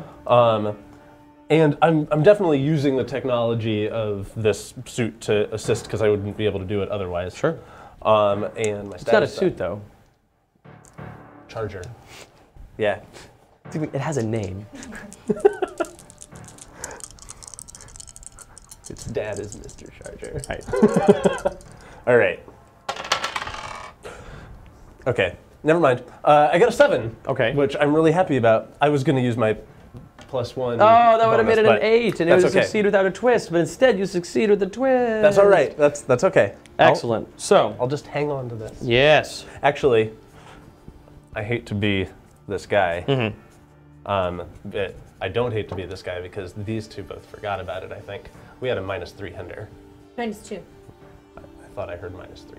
It was minus 2. I do. Okay. I have -2 written. It was down. minus 2 hinder. Well, it's only a 5 then instead of a 7. Still the same success range. You're fine. Okay. Yeah. So there is the shrapnel storm that is threatening to pelt the planet, and you manage to not just interpose yourself, but you fly out and you make this giant shield with your arm, and you fly into this shrapnel shield, this shrapnel storm, and divert a bunch of it, like knock a bunch of it off course, blunt the bits of it, and the minor twist. What was your roll here? 7, 5, 5. Yeah, it's Sorry, I can't see him from here. It's my mid was a 7, but became a 5. So What is 7, your 5, min? 8. 7. Min. Yes. 5. My min. Okay. Yes. What is your smallest die It's you rolled? 5. Is a 5. Okay, great. So you take 5 damage. Okay. Yeah, and that's only 3 because it's definitely physical damage. Yeah. Yeah. So. Cool. That is your minor twist. Is that you took some damage from stopping a bunch of these rocks with your Actually, I body. take 1. Oh, because you have -3 and yellow. -2. Great. Yeah. Fantastic. Look at that. It still pays off. All right. So that is the situation with your turn. Do you want a chance to redeem yourself? Yeah. Yeah. Yeah. Why don't you go for it? Because Okay. I want you to do the best you can against this thing. You have a valid grudge. I do. I really do. I want to try something though. Sure. I like it when you try random things. That's great. I want to try a team up attack. A team up attack. Yes. So how are you going to do this? So what I want to do Sure. is I want to do a maneuver I'm sure that we've done before. Of course. And I want to jab my sword into it and then like back up and allow her to channel energy through my sword. It's kind of like a lightning rod. Okay. But it's a cosmic conductor. Sure. So my question is then to do this, Right. are you doing your attack with your intent of being this is going to be mostly a boost for her or a hindrance for this thing? I think the best way is probably a boost for her. Sure. Do you have any abilities that let you do an attack and a boost at the same time, or do you want to attempt to do an attack and a boost using the risky action like you did on your first round? I think that I would do. I think I'll probably do risky action because Sure. my boosts are myself. Yeah, only. both of them are boost yourself. Yeah. You should totally hit your collector's trait. That's probably where you guys used this before. Yeah. Right? Collected trades. Yeah. To that do allows what? her. The movement that they just called it. It might be cool. You get a bonus for this. Yeah. Yeah. I mean, do I have to do that to make my sword able to conduct her energy? Is that? No, I mean Okay. you can do a risky action here and be like, look, Okay. I'm going to attack. You're going to attack. Okay. You're going to make an attack. You're going to make a boost. The way to invoke the collected trait as part of that is either to negate the minor twist that would come out of the risky Right. action, or if you wanted Or to if I change one wanna of the make die it good, faces. right. But those are the three Yeah, things collected we'll traits see what do, comes up so. with that then. Yeah. And you do have a +2 bonus from Powerhound Right. From the thing that. from your first action. Right. Okay. So I'm going to then use Starblight because I'm jabbing my sword into it. I'm going to use Deep Space Knowledge because this is our thing that we do. Sure. Right. Yeah. And it has to do with our space energies. Of course it does. Cosmic energy. Yeah. And then my die here is a D6. Oh boy. Nicely done. What a beautiful roll. Okay, so what is your mid, which is the result that we're going to care about for all this stuff here? It's a 2. It's a 2, and Right you have a now. +2 for Powerhound. Right. So that makes it a 4. Right. Now I'm trying to think what the best. If you want to use your collected trade, you can make your mid die into a 3 by turning the 1 into something higher, and then your mid die would become a 3, and then you can make a +2 to that and make it a Doesn't 5. seem like to get it a 5 is worth it. Yeah, probably not. Yeah. So I guess a 4 it is. 4 it is. Yeah. So you've got an attack of 4, Well, it's a boost of 4. but you're also attacking, right? You only need to. The only reason to do a risky action is because you're attacking and boosting with the same roll. If you're just boosting her, then it's not even a risky action. And then okay. Because I thought the thing you were saying is you're driving the sword in as the attack, and then you're setting her up for more. Yes. Yeah. Great. So you've given her a +2 from that 4. Okay. And you have attacked it with a 4, and it takes 4 damage. Okay. It takes 4 damage. Hey, all right. This is the first time that you've ever damaged a laser dragon. Nice. So there you go. I feel good about that. Yeah. All right. So I get a +2. You have a +2 to attacking this laser dragon Yeah. the next time you do. And I assume You you'll want to have, pass it on to her given that you set this whole thing up. Right. Let's say it's a conductor. I mean, if she's going to use it right now, then I wouldn't bother making a Right. card Oh, for that's it. true. So Yeah. if I use it on the laser dragon, is it going to cancel out like my +2 and then? It doesn't have. It doesn't care. It doesn't make defense rolls. Oh, okay. This is a full-on villain. It doesn't have a die like the minions of the lieutenants do. It's like us. It has health like you do. Yeah. And when you attack it, it takes damage like you do. Right. So. Yeah. And you rolled a 1, 2, 3, right? Yes. From now on, from then on, ever since you exploded its heart, whenever you guys are attacking it, tell me all 3 numbers you rolled. Okay. Okay. It matters to me for some reason. Don't worry about it. Okay. Okay. So yeah, I jab it in there and shout, Stella Nova, do your thing. Do the thing. Yeah. And I back up. Really? Okay. So would you like to make an attack using the boost that he just gave you, this +2 Yeah. boost? All right. So you have a +2 boost. How are you doing this attack? Do you have a? You can't use your lunar beam because you Yeah, don't have your that's lunar gone. orb. But you can just make an attack using like your cosmic energy power. Okay. It's like Yeah. right. Cool. So I'll attack it with my cosmic energy. I love and it. Put all my force into his spear. Yeah. And into the laser dragon. Yeah. Cosmic energy. Yes. Cosmic energy. Just kind of massage it on full in of there. noise, yes. Right. Right. So you've got the cosmic It's energy. vibrating within its body. That's great. So you got a cosmic energy, which is a D10. Yeah. You're using deep space knowledge, Yes, since that's your D12. connection there. And then you're still in the green zone, so a D6. And your mid result, you're going to add 2 to that because of and you have a 7 as your mid, so you do 9 damage. Nice. 9 damage right in on that thing. Awesome. And that definitely seems to hurt it. That kills it. Yep. It is not dead yet. It's not quite dead. It's undead now. It's an undead laser dragon. Hey. Got real hype. And then you rolled something, a 7 and a 10. And a 3. Okay, cool. That's what I need to know. Okay, all right, so that is Stella Nova's turn. It's a fantastic, you guys are starting Nice to job, get a good hurt teamwork. on this laser dragon.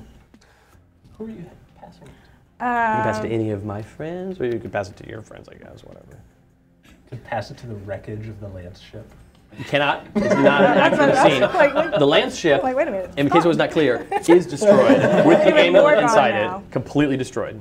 You want to take his item? Yeah, I'm just gonna punch it. Yeah. I'm gonna Yeah, fight punch it. that thing. Punch that thing. Nice. Let's see. I could. Well, I'm trying to decide what attack to use. Sorry. I think I'll go for another zesty blood attack, zesty arm attack. Okay. Yeah. Just using your heart It's storm. Heart storm, essentially. Yeah. Okay. So, attack using so when you say zesty blood, zesty you- blood attack, what you mean is you're doing a heart storm. Heart storm. You're just yes. making Sorry. things up. Okay. Yeah. That's cool. So Heartstorm, attack using Zesty Arm, and use your max die. So that's a D10. I am at a D8, and then I'm gonna use Alertness again. Sounds good. Looking for that right spot to hit. Oh yeah. And you get to use your max die, So it's 8. which is an 8. And there's no A 2, bonuses or negative or anything? Yep, cool. Yeah. And so, then 2, great. 6, 8. Yep, great. It's gonna And be like a secret combination. The dragon's gonna get real crazy or something. I don't know what you're talking about. I don't know what you mean. All right, so that is damage on the laser dragon. That's great. Should I pass it to the dragon? Because if we don't and I pass it to you, then That's entirely up to you. I think that's what should happen. Because otherwise, I mean, the scene isn't that bad right now, but Then you do what you want to do. I'm gonna pass it to the dragon. Okay. I attacked it last, so I'm gonna suffer from that, but whatever. You also really wrecked its defenses because it has if it does manage to take damage, it has defenses that Craig would be excited about because when it has a D12 status die, it reduces all damage taken by 6. When it has a D10 status die, it reduces all damage taken by 4. When it has a D8 status die, as it does currently, it reduces all damage taken by 2. So it's only reducing by 2 right now. Yay. Yeah. So once this thing's down, you're taking samples, right? That's up to you. Look, I just want. I'll jump inside its mouth again. Or wait, no, he can jump inside its mouth again. Give some samples. I'm good. Where are you sending it? Are you sending it to A dragon. Great, dragon's gonna turn on you. Yeah. You shattered its heart. You then did some more stabbing. You heartbreaking. I am heartbreaking. It is going to attack you with its flight, So is my sword sticking out. with its imposing, It's like, with its status, and it is turning, fine. and it rears back and opens its mouth wide. But you guys are not big enough for it to swallow whole, so it's just going to take a giant chomp out of your shoulder. which one? It also has a +1 to damage from Speedy Olrak, so I'm gonna remember good this. job, Speedy Olrak. We see each other Good Gen job. Con. You better, I'll remember this. So it uses its max die, so we're giving it a +1 to the max die. Cool. So it chomps you. 1, 8, and 1. So I only rolled a 1 and a 1 here, but that's okay. The 8's max die, so 9. So you take 9 damage as it chomps you with the max die. And then, man, that's just not as good, but it's fine. It hinders you, because it tore a chunk out of your shoulder, it hinders you with all 3 of its dice put together. Which would be 10, but instead it's 11. It's not quite 12. Oh, almost there. Oh, 2 1s killed me. So you only have a -3 to your next action.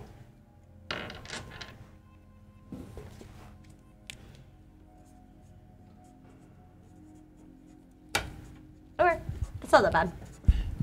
I've had worse. Chomped. All right, Laser Dragon is going to be unimaginative. It's going to pass it to the Shrapnel Storm, which is going to accelerate the thing, and then the tracker is going to take itself down as the shrapnel grows closer and closer to the planet. That is all of their turns, so they must pass it to Dynamo, and so they do so. Yeah. So I am going to just continue being reactive and get it? 'Cause Sure. Reactor. Yeah. And I'm gonna keep trying to knock that shrapnel away. Love it. It's really dangerous. It's getting extra dangerous now. Sure is. So I am gonna use this bonus now that I know what I'm facing. Yeah. I have a newfound understanding of the dynamics of the situation. So I'm going to use this +1 bonus from Sonvar for my newfound understanding. Love it. All right. So I'm going to use again using my vitality and my technology, and D8 for being in yellow. Mm-hmm. And I've got a +1 on this roll. All right. Oof. So I've got a 2, 3, 3. Hold on, you rolled 2 3s? Mm-hmm. Cool. Oh, but you're not doing anything. I'm not doing anything. Don't worry about it. You're just doing this. Yeah. Shrapnel So my storm. mid is a 3. Yeah. And my +1 bonus Makes it a 4. takes it to a 4. So that means that you succeed with the minor twist? Yep. And yeah. That's right. That's all right. We're into the yellow zone. So I mean, do you have any? I was gonna say, no, it doesn't really fit. I think environmental twist makes the most sense here. Fantastic. So this makes perfect sense to me. I was excited about this one because it fits so exactly with what's going on for you. Yeah. You are there closer to the planet than the Laser Dragon and your 3 friends are all out there fighting. Mm-hmm. Planet's back here for you, and you're here in the middle trying to block some of the larger pieces of shrapnel that are flying to the Earth. There's some smaller bits, those are going to burn up in the atmosphere. Mm-hmm. These larger pieces are the ones I'm really worried about, and you're dealing with those. Yeah.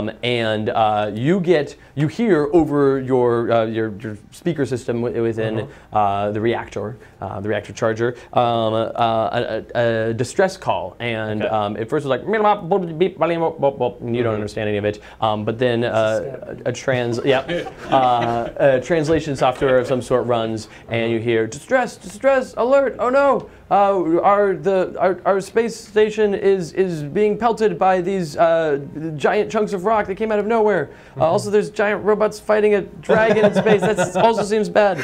A mayday. And there is a space station that is in orbit around the planet. That's just throwing papers on the ground. That is just off to your left. That is in danger. Okay. And it's there, hanging out in space. Is it a thing that we can pass actions to, or is it just? It is not. It's just passing things to it won't do anything. It doesn't accelerate anything. It doesn't. Its situation can get worse. Okay. But it is not like an actor in the scene. Okay. So. Do you want to redeem yourself after your horrible roll on the last round? Not that I have any room to talk after that. I haven't boosted up, but it's a yes. See what you can do to this thing. Yeah. Take another chance. Sure, yeah, so I'm going to then fly down to it, 3-point landing on it, pull my sword out, and then put my other hand on the wound and try and light its blood on fire with infernal energy. Of course, normal stuff, yeah. Like you do. Yeah. So I'm going to use infernal energy for that. I really want the finishing blow on this thing, by the way. Living weapon. Its sword down its throat. We'll see what I can do. And that. Is this a basic attack? This is just a basic attack. Cool. Yeah. So my mid is going to be a 4. What'd you roll? 3, 4, 6. Okay, so mid's a 4, so you did 4 damage to it? Yeah. You don't have any sort of bonuses or anything to that? Nope. Okay, no and it reduces that by 2. Great. Yeah. All right. Since we're having a tag team moment on this thing, why don't you go next? Okay. Got a -3 on me, so. Because your shoulder's been chomped. Yeah, Like, I part of got it's, like, chomped. It like boils around where I touched. Yeah, yeah, Also, yeah. And it screams. Yeah. Part of the metal pieces are like going molten. It screams so loud that you can hear it in space. Nice. It's not that there's no noise in space. It's that everything's made much quieter. Right. And this is so loud that you can actually hear it in space. Okay. It's just like I'm Just like, barely. oh dang. Can I see my character again? Yes.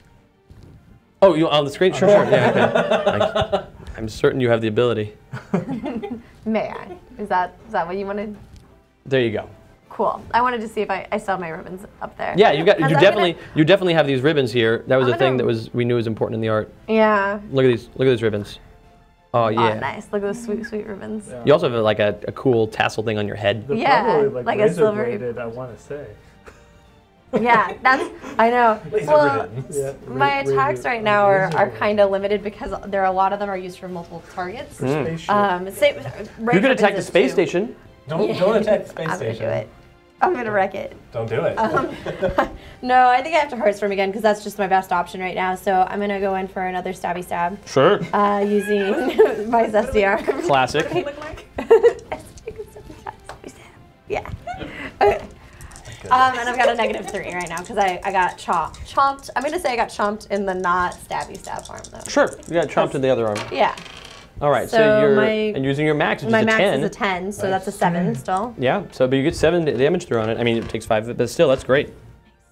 Good job. And Stella Nova, you didn't go, right? No. All right, I think I'm gonna pass it to you.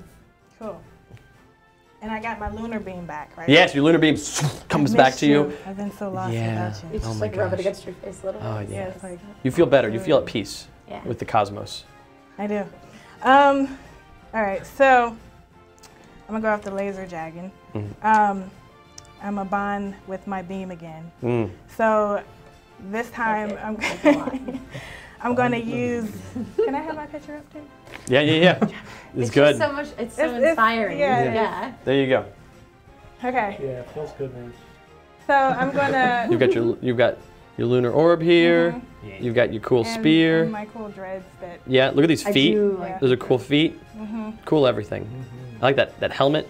I like that your lunar orb is like the size of a small moon Yeah. It's no moon. Okay, It's a thank space you.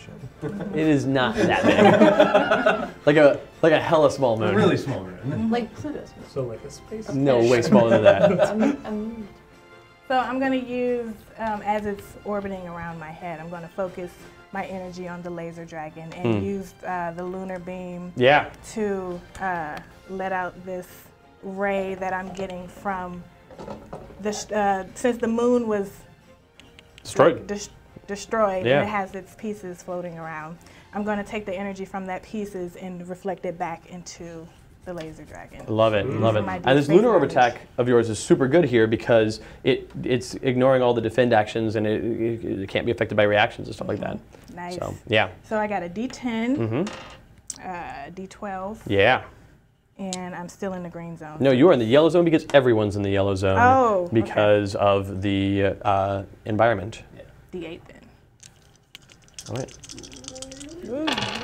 And you've got a 3 as your mid, and you rolled 2 3s in its attack against it. Very nice. Thank you. So you've got an attack of 3, and that blasts right into it. It seems to take all of that damage, even though it normally wouldn't. But as it does, the cosmic energy that you sink into it, it seems to draw on that energy, which seems to be no fault of your own, but just like a cosmic thing that sometimes happens. Don't worry about it. And the purple panel that is on the front of its chest, the purple diamond, like reforms. Stab it again. And that is what? back. And its status die goes up to a D12 or a D10, not a D12. Yeah. So, right. So that is what happens. You may pass it to Dynamo or to these friends. Those are your options. And Dynamo seems to have a thought. So I have thought this time that you pass it to me instead because I'd really like to take that shrapnel storm out Before it accelerates before the environment gets Yeah. to do its thing. Go ahead. Do it. All right. So, I know now there are not just people on the planet that are in danger, but I know that like there are also more people than I even thought. And so that accelerates the timeline in my own head. And so I do some quick calculations, and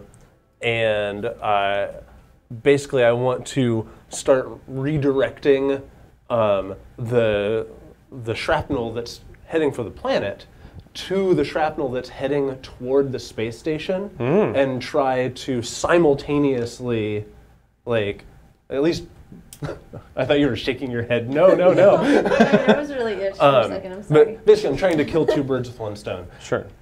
Functionally, I'm using my +4 hero point reward on this one. That gives you a shot because I'll tell you what. A success on this, even like an 8 through 11 style success, is going to give you, yes, you for sure definitely succeed, no problem. You take out the shrapnel storm. Yeah. It will not save the space station. Okay. But your best shot, because you're trying to solve two challenges at the same time, and there's not like look, I'm just going to solve two challenges at the same time. Right. But on any time you succeed at something with with a 12 or higher, 12 or higher gives you success beyond measure. Yeah. And actually is very measurable, as I'll give you 2 challenges taken out at once. So if you get 8 or higher, because you're getting a +4, I'm feeling like you're almost certainly going to get 8 or higher. Yeah. Great, you take out the shrapnel storm, no problem. The space station's still in danger because it's in the middle of this fight, and so like it's in danger, but not from the shrapnel storm. Right. You get a 12 or higher, both solved. All right. Power suit. So no pressure, but if you mess this up, everyone dies. Vitality again. Technology. Sure. And D8 for my yellow status. All right. I'm holding on. This is my potential collected trade. Yeah. Oh yeah, that makes great sense. We'll see. All those chickens. All right. I got a 3, 4, and a 6. Okay. So my mid is a 4. Right. And so if +4 to that makes it an 8. Makes it an 8. Like, but like also, if you adjust numbers, the best you're going to get is a 6. Right. The +4, that's a 10. I don't think it's worth doing anything other than just accepting, hey, you succeeded really well. Yeah, you definitely succeeded. You fly into the shrapnel storm and you solve that shrapnel storm. There is no more shrapnel storm. Great. I mean, there's like bits of, there's asteroids and stuff still in space and things like that, but there's no longer this specific storm that is flying at the planet, getting ready to pelt the planet with sharp, spiky, giant rocks. Yeah, great. That is solved. The space station's there, still in the fight, and that's.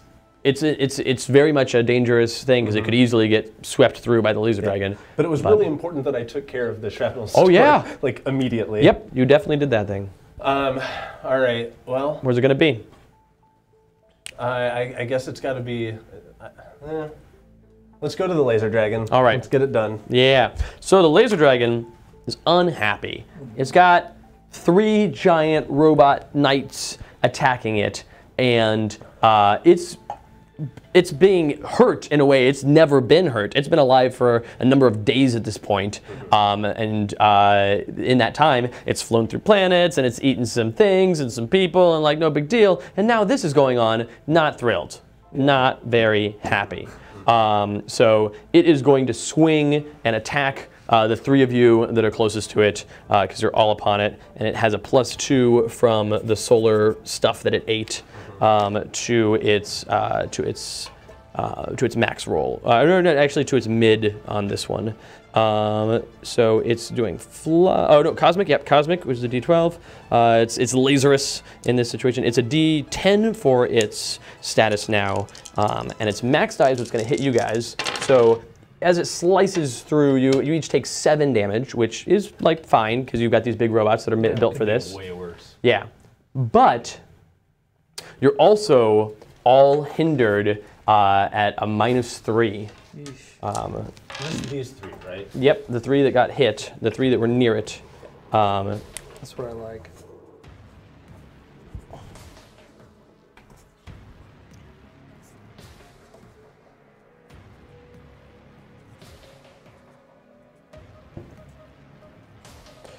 All right, lasered. You got lasered as its wing lasered through you, and that's what it does. It passes it to the space to the environment itself, and it's the beginning of a new round. And I'm going to have Laser Dragon take another turn because I'm that kind of guy, who will then pass it again to that afterwards. So it does that. Yeah. I think we're gonna try to take another bite out of crime, and by crime I mean Violet Heart. Yeah. You're looking. It enjoyed its last meal, and it feels like, you know what would be nice? More chomping. You were surprisingly zesty. Right. There's a thing that came up there. Yeah, imposing. Sugar and spice. There we go. So it's attacking you with its max die, which is an 8. So you take 8 chompy damage, and then it hinders you. Remember how last time it hindered you with max plus min plus mid, and it rolled 1s on its min and its mid? This time it didn't do that thing. It rolled an 8, a 3, and a 6. So that is a 15. So you are very chomped. Very chomped. It's not a -3. No. It's a -4. Oh, that's not bad. You are so chomped. That's as high as they go. Very chomped and slightly lasered. You're pretty lasered. Negatives. You're pretty lasered. Yeah. And so you want these? there's a whole section missing out of your arm. That arm is like barely functioning at this point. You still got your. It's the good arm. You still got your stabby arm. This is my stabby one. Right, but. Because I'm left-handed, so. So is my character. Are you? This is really important. You need to write Normally down you hold your zesty blood dagger. Well, you swing it above your head with your right hand, but your mech suit. Yeah, sure. I did not specify. It's quite all right. It's quite all right. All right, so that is the Laser Dragon's double turn. It's taking you guys down, or attempting to at least. So, what? Where's it gonna pass it? Oh yeah, sure. We'll pass it to you since you're feeling that seems chomped fair. and zested. Open up its heart. I think I'm gonna Heartstorm it again. So we can let the love in. Okay, you're just attacking it? Yeah, I'm just gonna attack it. Great. Yeah, there's nothing there's no I can't do any heal yet, and Sure. yeah, and I wouldn't bother healing. So yeah, I'm going to chomp it or stab it. Sure. With my zesty arm. So it's a D10 for the zesty arm. Mm-hmm. D8. I'm still in yellow. So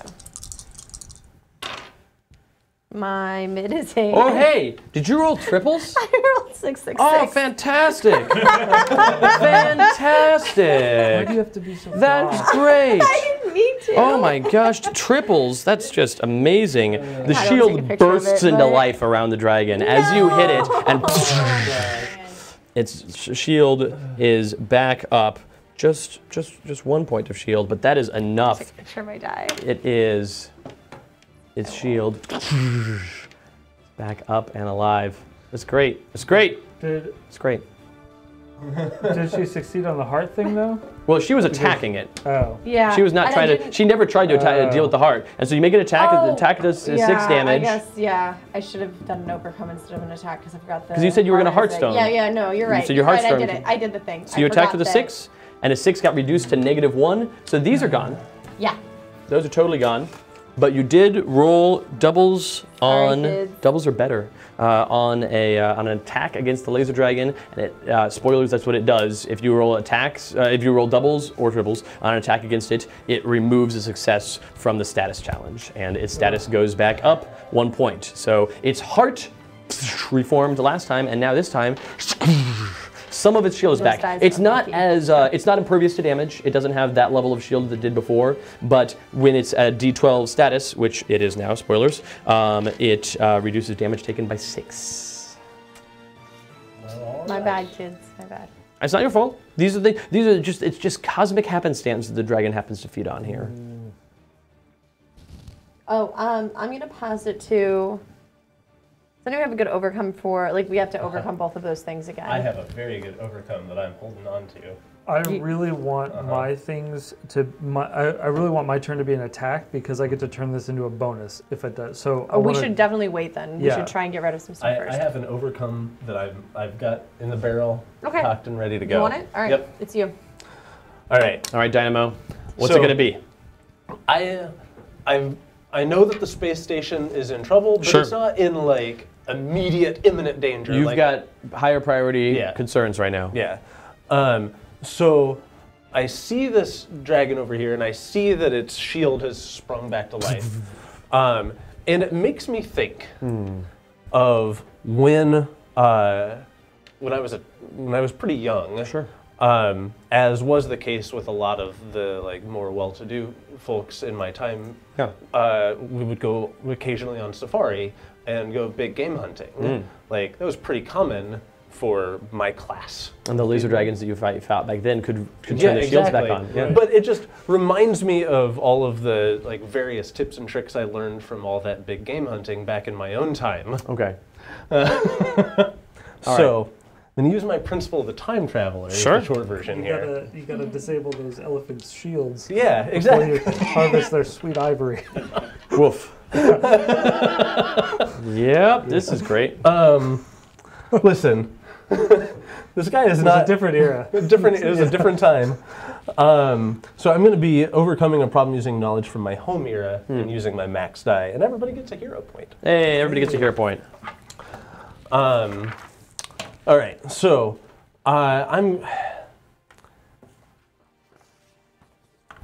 let's see, I'm trying to think. Strength probably makes the most sense here. Sure. What are you attempting to do? Like basically, you said you've learned from tips and tricks from big game hunting. What big game hunting trips have you learned that help with this whole facing a laser dragon in the wild situation? Specifically, I'm thinking of like going boar hunting. Okay. Like the idea, one of the ways that you can go boar hunting is by basically like planting a spear and holding a boar in place with a spear while somebody else comes at it from another angle and finishes it off. And that's what I'm trying to do here. So rather than having a spear, I have an electrified fist. Okay. So basically, I am going to try to overcome its defenses by jamming my fist in there. Sure. And basically shorting trying to overload those shields. Yeah, exactly. Yeah, that's great. So I'm using my strength on this one because like this is definitely just straight up attacking like that. And it's close combat. This is not going to be my best roll ever, but I do get to use my max. That's great. And you already gave everybody a hero point, so I believe you're already up to 3 hero points? Yeah. That's great. All right. That'll be a 6. A 6? You succeed, but with a minor twist. Yeah. Delightful. So yeah, you managed to overload the shields, and the laser dragon's shields, just as soon as they came into being, dropped back out again. It's the laser dragon's heart is still visible there. The vulnerability is visible, but the laser dragon is no longer has a D12 status die, which is key. So that is true, and that is good. You have a minor twist, sir. Do you have anything from you, or shall I? Like, I did use my principle of the time traveler, and I don't know how well my minor twist of what detail of this era did I not previously know about, because we're in mechs in the middle of space. Right, like, I feel like none of you, what detail did you not know about? Everything. Every detail. Literally every detail. That's fine. That is so fine. We could use my principle of the lab minor twist, which actually kind of makes sense because I was already talking about wanting to take pieces of this with me. Sure. And my what did I make a detour to observe and sample for later experiments could potentially be a really good minor twist. Sure. I mean, there's a minor twist here that you feel that you're in the midst of this fight. The thing that matters to you. I know what it is. In the midst of this fight, you are fighting this dragon. You're wearing this charger suit. You were talking to an amulet that is now gone, but there is a chronal similarity to this event to one that happened eons ago, and you feel like there's like wisps of that energy tied up in this fight that you could take some time to harvest, but you would have to do so mid-fight, and if you because once the fight's over, there won't be anything there. But you could take some readings on that if you wanted. That is an option that's on the table for you. It will take essentially a turn. You can do so. I don't need you to roll an overcome to do it, but essentially you need to say like, okay, I'm going to take a turn and do that thing. I automatically succeed. That is my turn. So, but like not trying to like hurt myself here, but it seems as though I would be distracted enough that if I were to do anything else, I would be hindered in some way, probably distracted. It's mainly the idea that like you need to essentially waste a turn doing this, and Gotcha. right, you essentially say, okay, great. And I'm not saying you can just automatically see by doing it. You have to at the beginning of your turn say, yes, I'm harnessing that current energy. Like, great, you have done so. Who are you passing it to now? Okay, sounds good. So that is an option that's on the table to you. Okay. For this once in a lifetime opportunity. But who do I need to pass this to now? Well, that's not up to me. If you can take the heart out before. Oh yeah. I have Do you want to do that? And they have, do it. It has gone already because it took a double turn at the beginning of this turn. Okay, so this time what I'm going to do is I'm going to use my sphere, which I need to give a name. I can't think of a name right now. But That's all right. I'm going to use my new. sphere, and I'm going to launch my lunar orb up high into space, and then my lunar orb is going to transform into a star. Oh yeah. Right? Seems comfortable. It's going to take on all that power, and then it's going to delicately float to the dragon's heart, and it's going to attach itself to its heart, and my beam is going to shoot through it. Okay, so are you making an attack with your lunar beam, or are you making an overcome I am to deal with making it? an attack. Oh, okay. So you're overcoming the heart. I You want to do Overcome is overcoming the heart. Okay, yeah, overcome. You can still, exactly the thing that you described, Yeah. everything you described is great. My question is, what is your aim here? Are you trying to deal damage to the dragon, or are you trying to overcome the challenge heart. of its heart? The Then you're heart. doing an overcome check. So Okay. so are you doing just a basic overcome,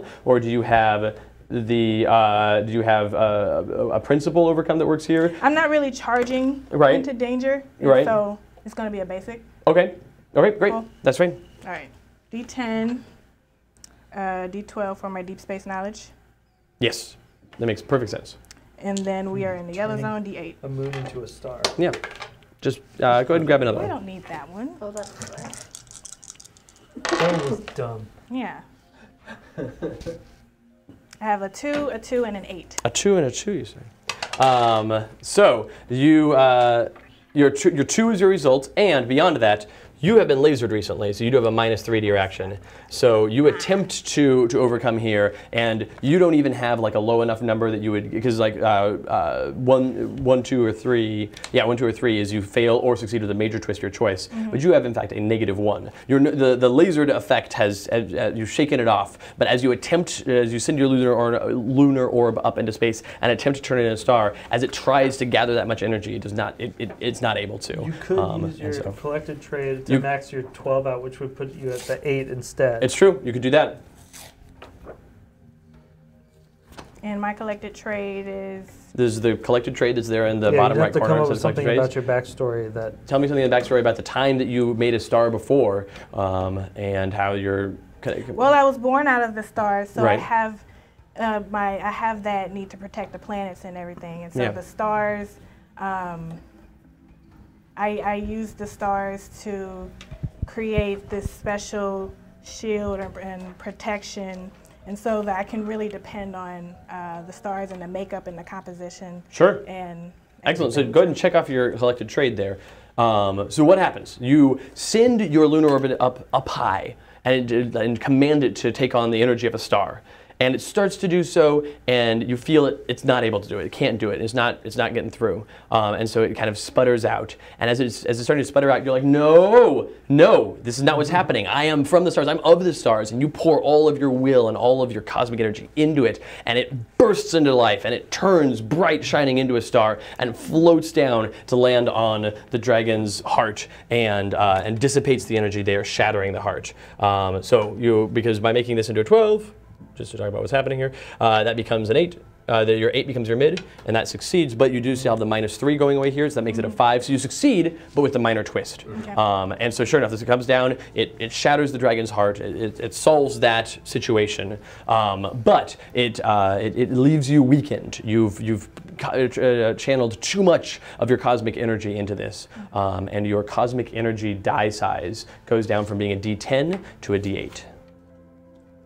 So that first one up there is reduced to a D8. Not permanently, but until you are able to recharge. You used so much cosmic energy in that channel that you're reduced. Okay, who do you want to pass it to? I believe the only person who's not yet acted in the scene is Starblight. Yeah. Okay. Starblight, the defenses of this laser dragon have been reduced. Right. So, yeah. And you've been lasered. You're feeling awfully lasered. I like being lasered, though. Do you? Yeah, I do. Oh, that's kind of strange. I don't judge, but... Yeah. So I feel the laser energy like coursing over me. Yeah. And I go, all right, that's your cue, buddy.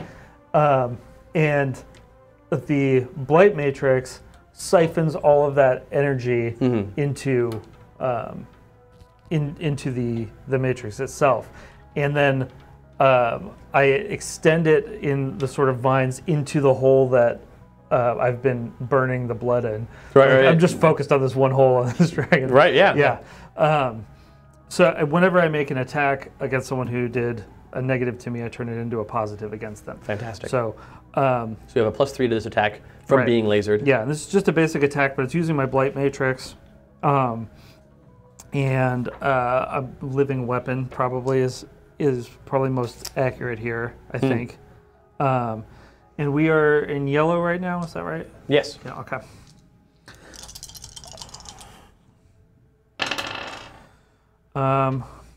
Okay, so my mid is a 4 right now. Plus 3. Yeah, okay, +3. So it's a 7. That's pretty good. I think that I can stick with that. You attack with a 7? Yeah, I attack with a 7. Excellent. Yeah. It definitely hurts it. Yep. All right. And it is the end of the round. Yeah. So all of the branches or the veiny blight branches go just in going there, into the dragon, pierce through the whole thing, and then I just rip them out. Also. Yeah. As you pull them back, you feel like an amount of power there. It doesn't empower you or anything, but you're like, oh, I just touched some sort of real power deep in this dragon. Yeah. So. And my hand is still kind of clawed with those things. Nice. Yeah. As it fades. Cool. That's my turn. Do you want to go again? You can't. I can't send it to myself. That's not how a thing works, but nice offer. But who do you want to pass it to? Let's go to Dynamo. Okay. What's up? What you got? What do I got indeed? How's this thing looking? It's looking hurt. It's looking hurt. It's had better days. In fact, all of its days have been better days than this one. Yeah. So. Wow. What's going on with the space station? There is a space station that is near this fight, and it is in peril from the fight. At any point in time, it could be destroyed by the laser dragon or by an errant sweep from one of you guys. A minor twist could certainly do it. And if it's destroyed, it would be bad. There's a bunch of Travalans living on the space station that are trying to make a life for themselves, and they could die. Okay, so the technology that I have in my suit is way advanced, and I've started to get familiar with it. Sure. And so I'm going to take that technology based on the shields that I've seen from this laser dragon. Sure. And I'm going to try to incorporate what I've learned from that laser dragon into my suit. So I'm going to like spit out some little shield projectors around myself, basically, and give myself a new boost. This is my modular design at work here. So I'm going to boost myself using Power Suit. And this is definitely technology. And my yellow die. And for this, I'm going to use my min plus mid die, and the bonus is persistent and exclusive. Yep. All right, I got a 3, 7, and 8, so my min plus my mid is a 10. All right. So that is a +3 persistent and exclusive boost for your knockoff laser shields. Yeah, knockoff laser shields. Nice. Yeah.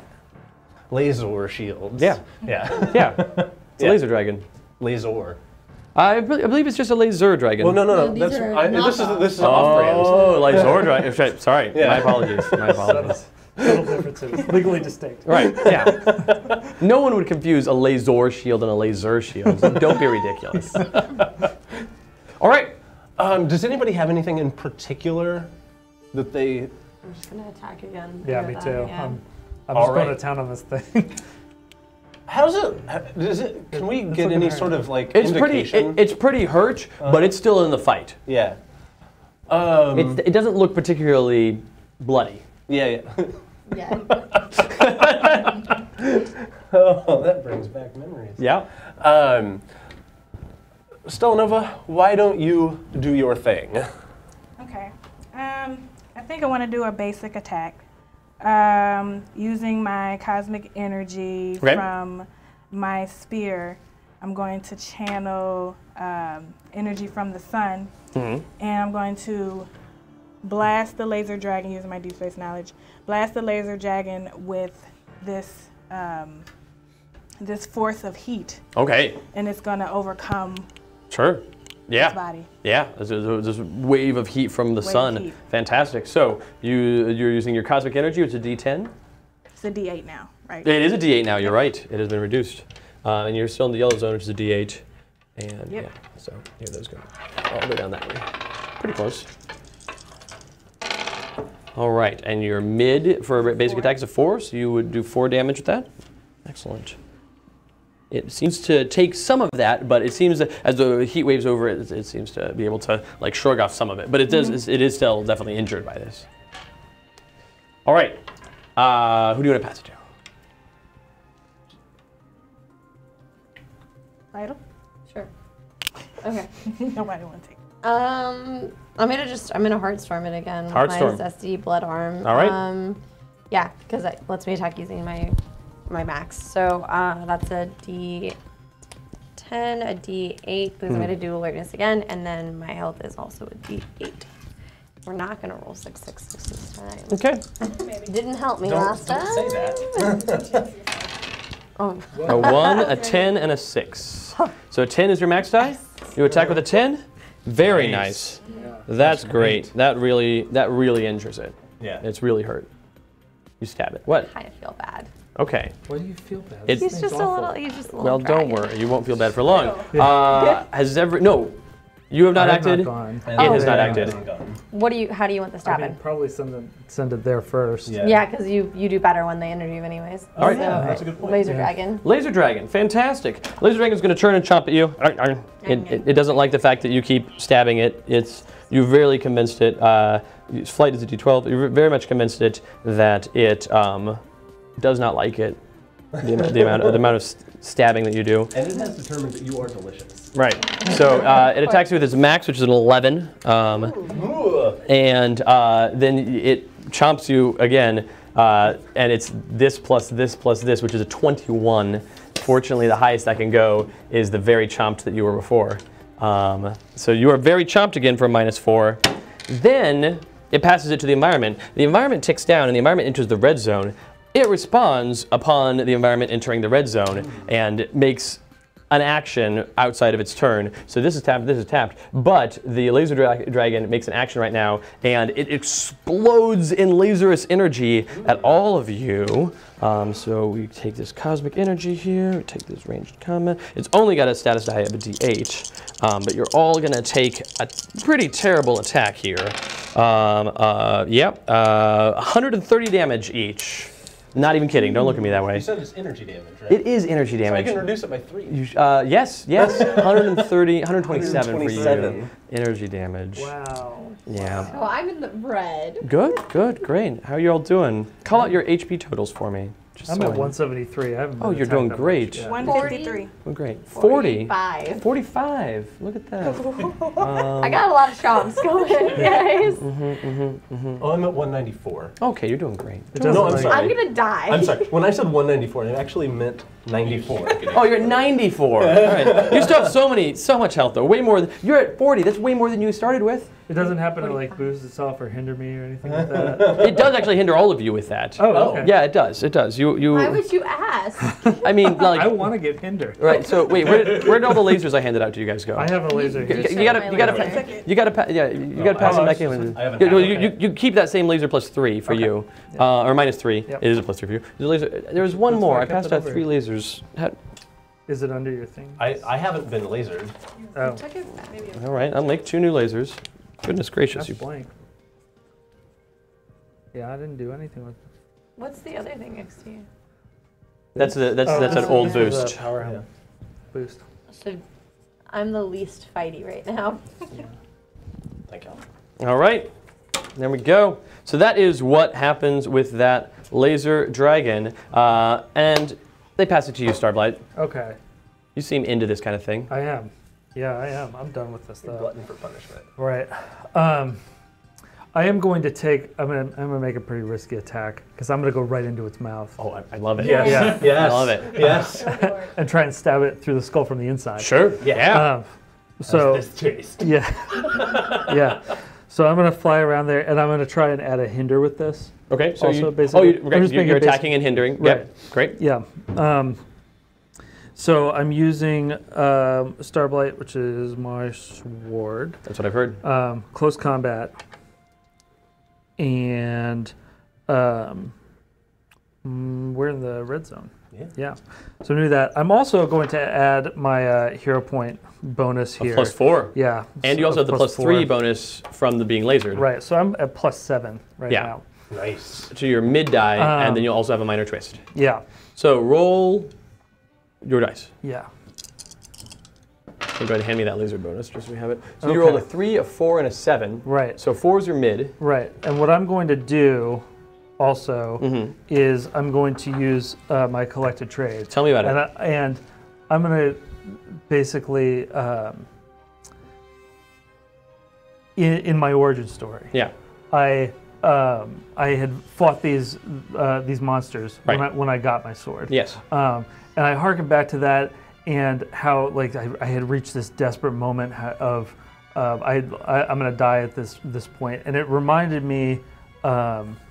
There's been a lot of similarity between that and being inside of the laser dragon. Right. So this feeling of desperation, it just like instinctively comes up. Yeah. And I just muster within myself this awesome attack and drive in there and then Right. discharge And energy off my sword. You're flying at it, and as Yeah. you're flying at it, it opens its mouth and it roars at you, Yeah. and it's ready to like breathe a blast of laser energy in your face, Yeah. and instead you grab the edge of its mouth and Yeah. drive your sword Right into up. it. Right? Yeah. Great. So this gets made an 8. Right, and you attack for 14 damage. Yeah, attack for 14. I love it so Yeah. much. Excellent. That's what we're doing. And then my hinder off of that is the same? Yep. The same die? Yep. So that's a 7, which is a -3. -2. -2. It's a -2. It has a -2 to its next action. Yep. Yes. Well done. Yeah, and it is blighted. Yeah. Yeah. It's got blight running all through its Yeah, body it's got from its face. Like yeah. a miasma coming off of it. Yeah. So that's what I do. Do you want to follow up? Yeah. Oh Do I Because wanna we're back go at the top of after the round that? now, I right? just think that's kind of funny. Yes, Like, we're into a new round. you think you can handle it? You can pass it to anybody you want to other than yourself. Yep. Take it away. Okay. I'm going to go after the dragon. Sure. I'm going to use my lunar beam, and this time, my lunar beam is going to like revolve, and then it's going to open up and use. It's going to the sun and the moon Okay. are going to transform and clash and create this eclipse that's going to send out this beam that's going to shoot Sure. to the laser dragon. Yeah. Like a darkness beam. Yeah. Yes. Yeah. That clash, that. Yeah. Yeah. Yeah. So you're firing an eclipse beam from your lunar orb. Yeah. Yes. Yes. Oh. All right. It's beautiful. Yeah. That image is Beautiful. beautiful. Right. Yeah. So shiny and All right. glowy. A D10, deep space knowledge, a D12, and then we are in the red zone. Sure are. Real quick before we do this, I should have a minor twist from that also. Yes, 'Cause you that was- should. It was a risky action. You definitely should have a minor twist from that. That's true. As you're doing this, we are in the red zone minor twist. This is such a dumb minor twist, but it's in the red zone, which is where we I are. would say, how did the voice in my head just distract you? Like that's doable. But if you've got a better one there, like I mean, I have one for the or environment what that's pretty factors I solid just here. forget. But let's see what do I I'm have definitely here? open to whatever. Yeah. If you've got an environment one.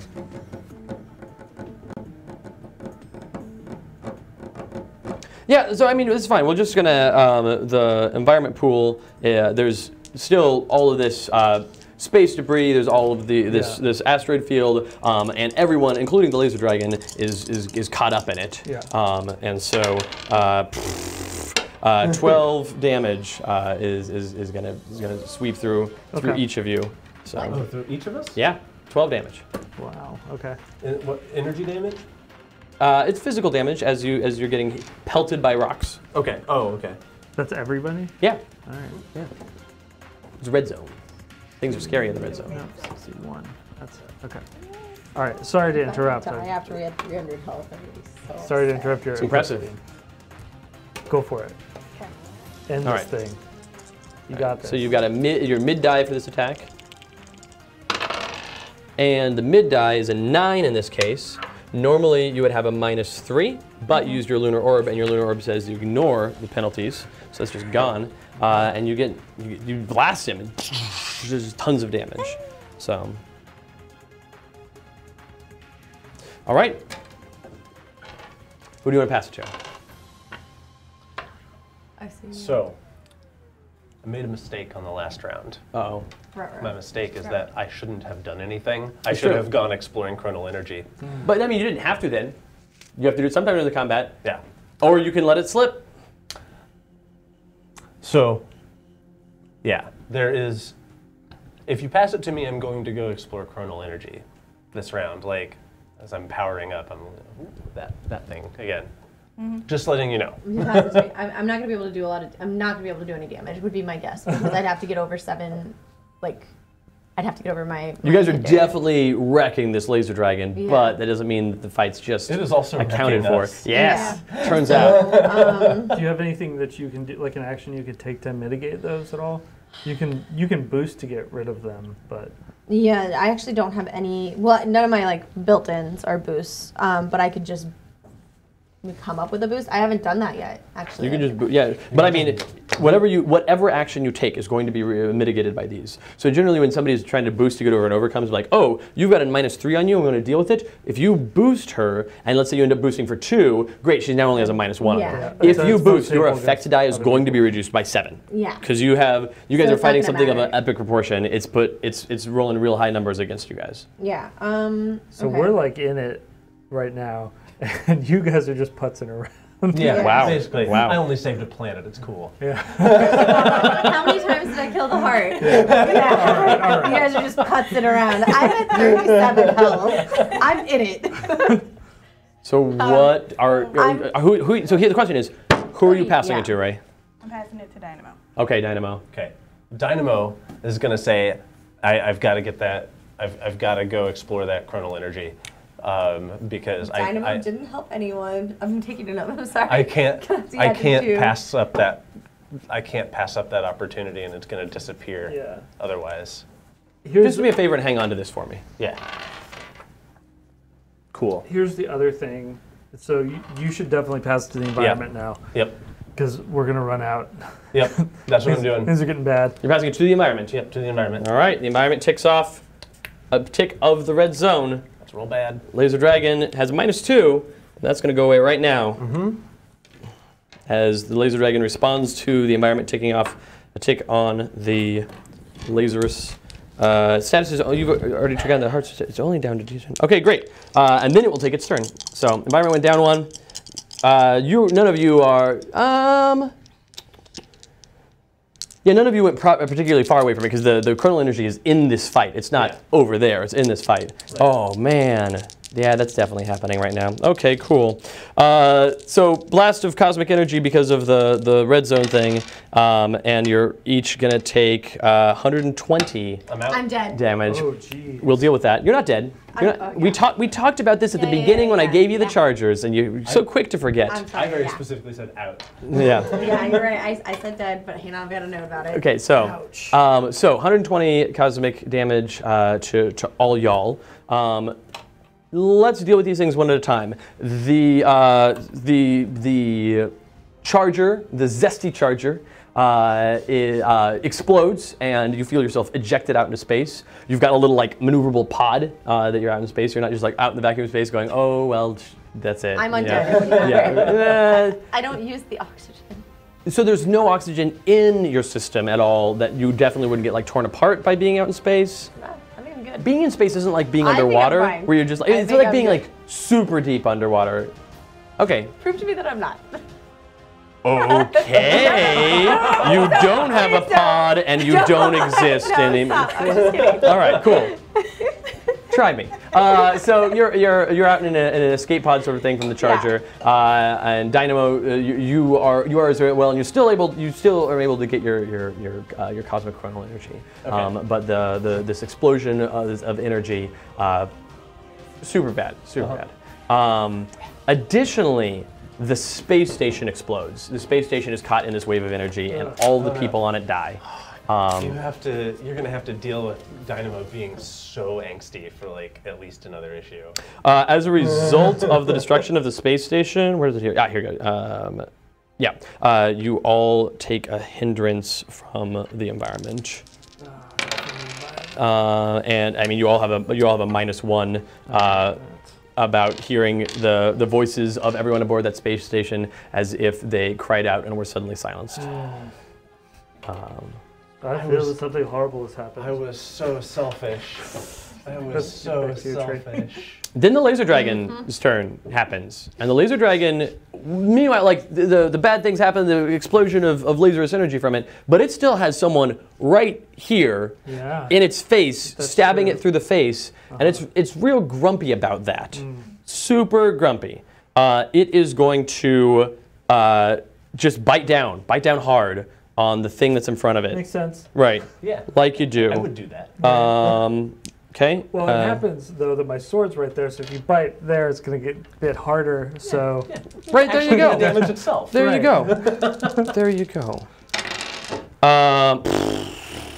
Okay, so. Stop rolling so well. Yeah, right. So. 110 damage. Okay. Yeah.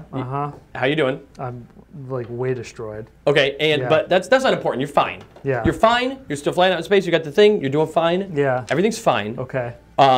You are swallowed whole. Okay. The suit is destroyed, and as the suit destroys, it fires out your escape pod, and your escape pod fires up, and it just down on you, and you are once again in the belly of the beast. Okay. But you're at full health. So anybody whose space pods, whose charger has been destroyed, you are at the top of your green zone. Great. Pass me your note card with the health values of your charger. We don't care about those anymore. Okay. That's not important. If there's any information that you guys need to keep from this, that's fine. Like. I just drew stuff on it. Why is yours all torn up? Did you feed it to a hamster? But you're at the top of your green zone. You're still operating in the red zone because we're hella in the red zone. Covering those cool kid phrases. Yeah, I learned one. You're swallowed whole. You're inside the beast. All right. It's way bigger this time though. It's roomier. It is. There's way more space in it. You're in your escape pod in there, which you feel like you can get out of. Well, it's her turn. She's the last one there.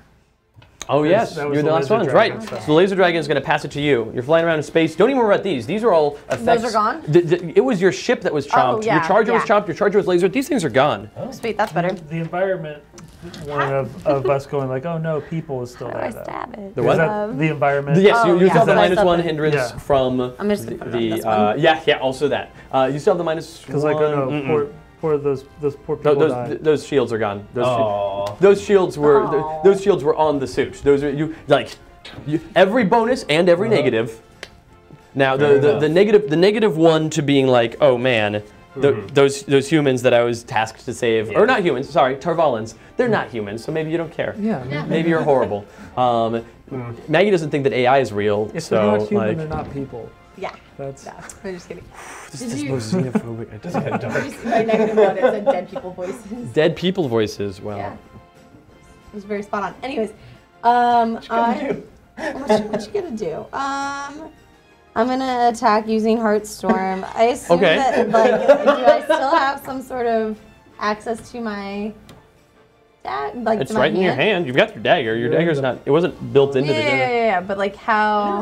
Right. This is my question. Like you're gonna fly up the escape pod to the dragon and like open the door. Okay. And like stab. This is gonna be weird. Through the. Okay. There's like. You got 21 health. You're doing great. There's like rocks and stuff, right? Sure are rocks and stuff. Yeah. All right. So telekinesis. Sure. I have the power of telekinesis. I usually use it in the form of rage ribbons, but I don't have to. No. Throw an asteroid at its face. I'm gonna try and throw an asteroid at its face. But I'm good with this. This is great. A small asteroid. And then I'm gonna use alertness again because I'm like, I wanna like make sure I don't hit you. Like I'm not gonna hit it in its stomach. I'm in its stomach. Yeah, so I'm gonna like aim for the face. Aim for the face. So telekinesis is 6. Yeah. I have a 10, and then alertness is an 8. Right. And you got a -1 because you're sad about dead aliens. I guess. You do. Am I sad? So 5 is your mid. -1, so 4. So 4. All right. You do so. That's great. There is an asteroid pings off its head and it goes. Rrr! And it seems really annoyed about that. Yeah. It hurts it. It takes damage from it. But it's not like the worst in the world. Okay. No, but you did it. It starts. You hurt a dragon. You hurt a laser dragon while piloting an escape pod out of a giant robot that you had that has been destroyed. Yeah. What did you guys do today? I was looking at chat. Sorry. I looked directly at the camera. It was. It's fine. Camera can't help you, Maggie. I mean, they can. They could give you bonuses, but they're not. You haven't earned it. So now we're at the start. So. Who wants to do what? Does anyone have any? Right. You can pass it to the laser dragon. You can give it to Stella You can pass it to the laser dragon. No. But I want him to attack from the inside. I want that to happen. Okay. Yeah. I'm curious pissed. how. All right. I'm pissed. Yeah. I'm going to. I'm just going to allow the Blight Matrix to take me for this and just. Yeah. You explode out of the. You burst right out. You fly around in space. You've been flying around in space for a long time, no problem. So you burst out of the escape pod. Right. You've got the sword, or rather, the sword has you. Yeah, sword has me. Yeah. The red lines over my whole body. If your teammates would see this, they would be impressed, but also a little concerned, probably scared, terrified. I'm just going to shoot it out at everything. I'm taking another risky action. Surprise, because I want my max die. Okay. For this one. Risky action is, that's fine. It's right totally on fine. Yeah. Totally fine. More powerful attack. Yep. That's great. Using Blight Matrix. Of course. Using Living Weapon. Right. That sounds like my red zone because that's where we're at. Yeah. Here. Max die, -1, 8, -1, so 7. 7. Yeah. And you rolled 2 4s, you say? I rolled 2 4s. I'm inside it though. You are inside it. So you damage it. Yeah. It takes tons of damage from the inside. And it even on the outside, you guys see the red lines of the Blight Matrix wrap out, and you're like, oh, this is good. This seems normal. The spines are going. Yeah. And it's like, its purple heart starts coalescing again in front of it, but then red lines run all through that as well. But it is not destroyed. Oh no. Violet Heart gets a +4. Who gave Violet Heart a +4? Z-Cipher. Z-Cipher. All right. I have Studio my Rack own is now down to number 3 on the cheering list. All right. Cool. So Don't tell him that. All right. No, that's a good point. Because then he's gonna start giving. It's fine. Everything's great. All right. So the laser dragon is still alive, but it's awful. It is. It looks super terrible. Okay. You on the inside, you take 20 damage as your minor twist. Ooh, yeah. Okay. And that damage is not coming from the laser dragon. Yeah. The damage is not coming from the environment. That damage is coming from yourself. Yeah. All that Blight Matrix tearing through the dragon also is tearing through your form. Right. Yeah. Yep. Yeah, that makes sense. Yeah. That's the scale of damage we're working on right now. Okay. That's your nice minor twist. More than any 2 dice. Well, no, the sum of 2 dice rolling max in this game. Yeah. Okay. Take it away, Stella Nova. Cut this thing's literally head off. take it away. Right. Please take this dragon away. Cut this thing's head off. Give me an egress, please. Okay, so So I want to use my Ecliptic Catastrophe. Ooh. Yes, yes. I love all the words you just said. I don't know what it does, but I love it. Boost using Lunar Orb, use your max die. That bonus is persistent. Then attack using your mid die plus that bonus. I've got that too. Into it. So what I want to do, Yeah. I want to use my Lunar Orb to gather the energy from the asteroids that are floating around. And I'm going to make the asteroids align together. Mm-hmm. And once they build up that force and that energy, they're just going to shoot. Yeah. Yeah. You're just making an asteroid rail cannon here using your lunar orb. Nice. With those noises. No, that's great. Yeah. In space. We can actually hear them. That's how that. Yeah. We have a note from the chat. +1 for Stella Nova. Oh, Ace Virtue. Ace Virtue is giving you a +1 on this very thing. Yeah. So you use your lunar orb, which is a D10. Yep. Deep space knowledge. Yes. Yeah. Red zone D10. Load them up. Kill it. Yeah, do this thing. If you want to use your +1, describe a cool thing in it. Right. We're getting there because okay. So and what is the so you're doing this. You've described the thing where you've made the energy. You've used your lunar orb. You've pulled all the asteroids. It's gonna go even better than you planned. What extra thing happens that's cool that you did not plan for? It's gonna the asteroids are good as they're shooting. Yeah. They're gonna create this this kind of like this whirlwind. A vortex. This vortex. World space. Yes, that too. And it's going to surround the laser dragon. So it's just like creating this storm, and it's like. Yeah. Oh. Awesome. All right, that's what the +1's giving you. I love it. Roll all that. I've got dragon skin shield. You're fine. Yeah. All right, so first. You boost with your max. You boosted your max die, so Hey, you've got that's a a great 1, a roll. 7, and a 9. So a 10 is your max die. So you have a +3 boost for this.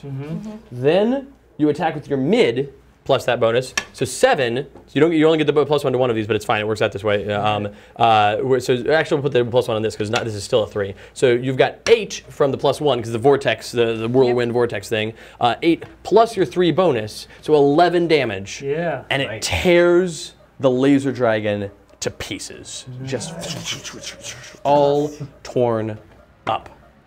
Sweet. You did it. Yay! You did it, guys. And you guys didn't even invoke the twist where Wager Master shows up in the red zone. Oh god. That was from the chat.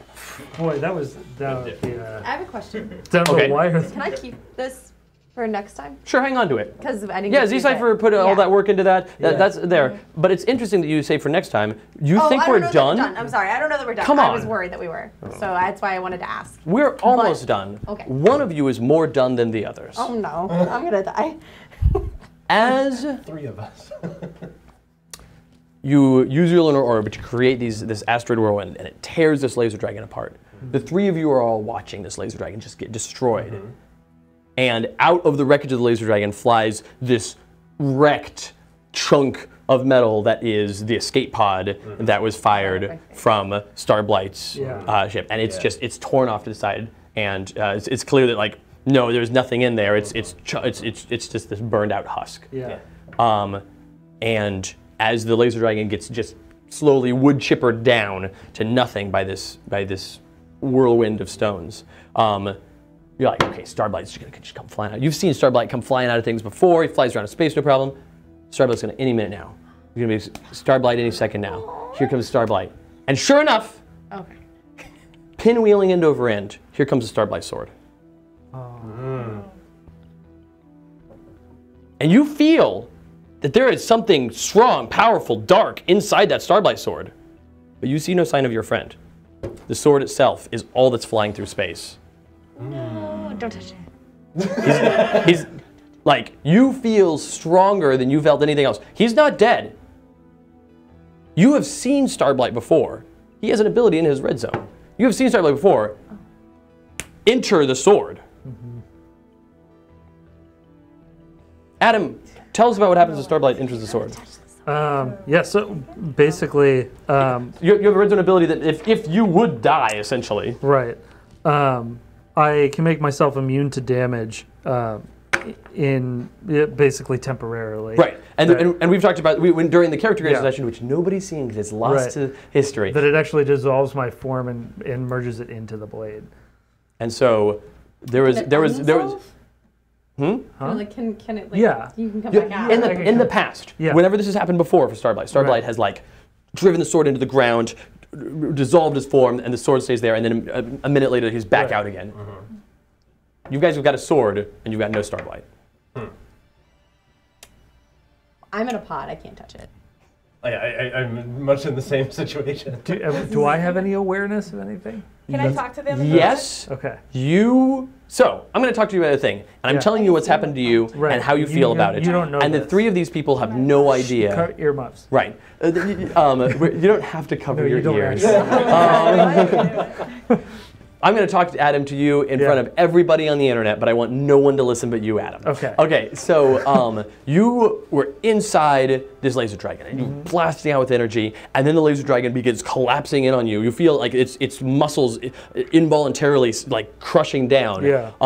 And you you didn't. It was an entirely knee-jerk response that as your form was being destroyed by the insides of the laser dragon, you grab onto your sword and in a reflexive manner, become one with the sword. Yeah. And there inside the sword, you've never before had awareness when you were in the sword. You just kind of like, it's like you go to sleep for a second and you come back. Yeah. You black out for a second and you come back and you are very much inside the sword. And what you see is eye-opening and horrifying. Okay. And we'll come back to that. No. I want to know. Back to you three. Who definitely didn't hear me talk for the last minute or two. No, you're still in the. You're a fully functional charger that definitely isn't just like leaking energy out into space and like limping along through space. And to be fair, if you touch it with your charger, then you're not touching it directly, so maybe it's not as bad. Question mark. If anyone should grab it, it's probably you. Yeah, I want to grab it. Sure, you reach out with the charger and grab the toothpick of the sword that's flying through space. And as you do, you even closely because you could feel your friend and associate Starblight, that like as the sword goes by, you're like, oh, there he goes. Wait, that's just a sword. And as you reach out and you grab it and you touch it, you're like, oh, I can feel him very strongly in here. I also feel a lot of power tied up in here, and you feel it like reaching for you, but you feel also protected from it, whether it's through the suit or something else. You do not feel in immediate danger from just holding the sword. Guys, I think Starblight's in the sword. Starblight's in the Starblight? Starbright's in the Starblight? Yeah, that's right. Should we? So we remember. We do remember this. We remember this.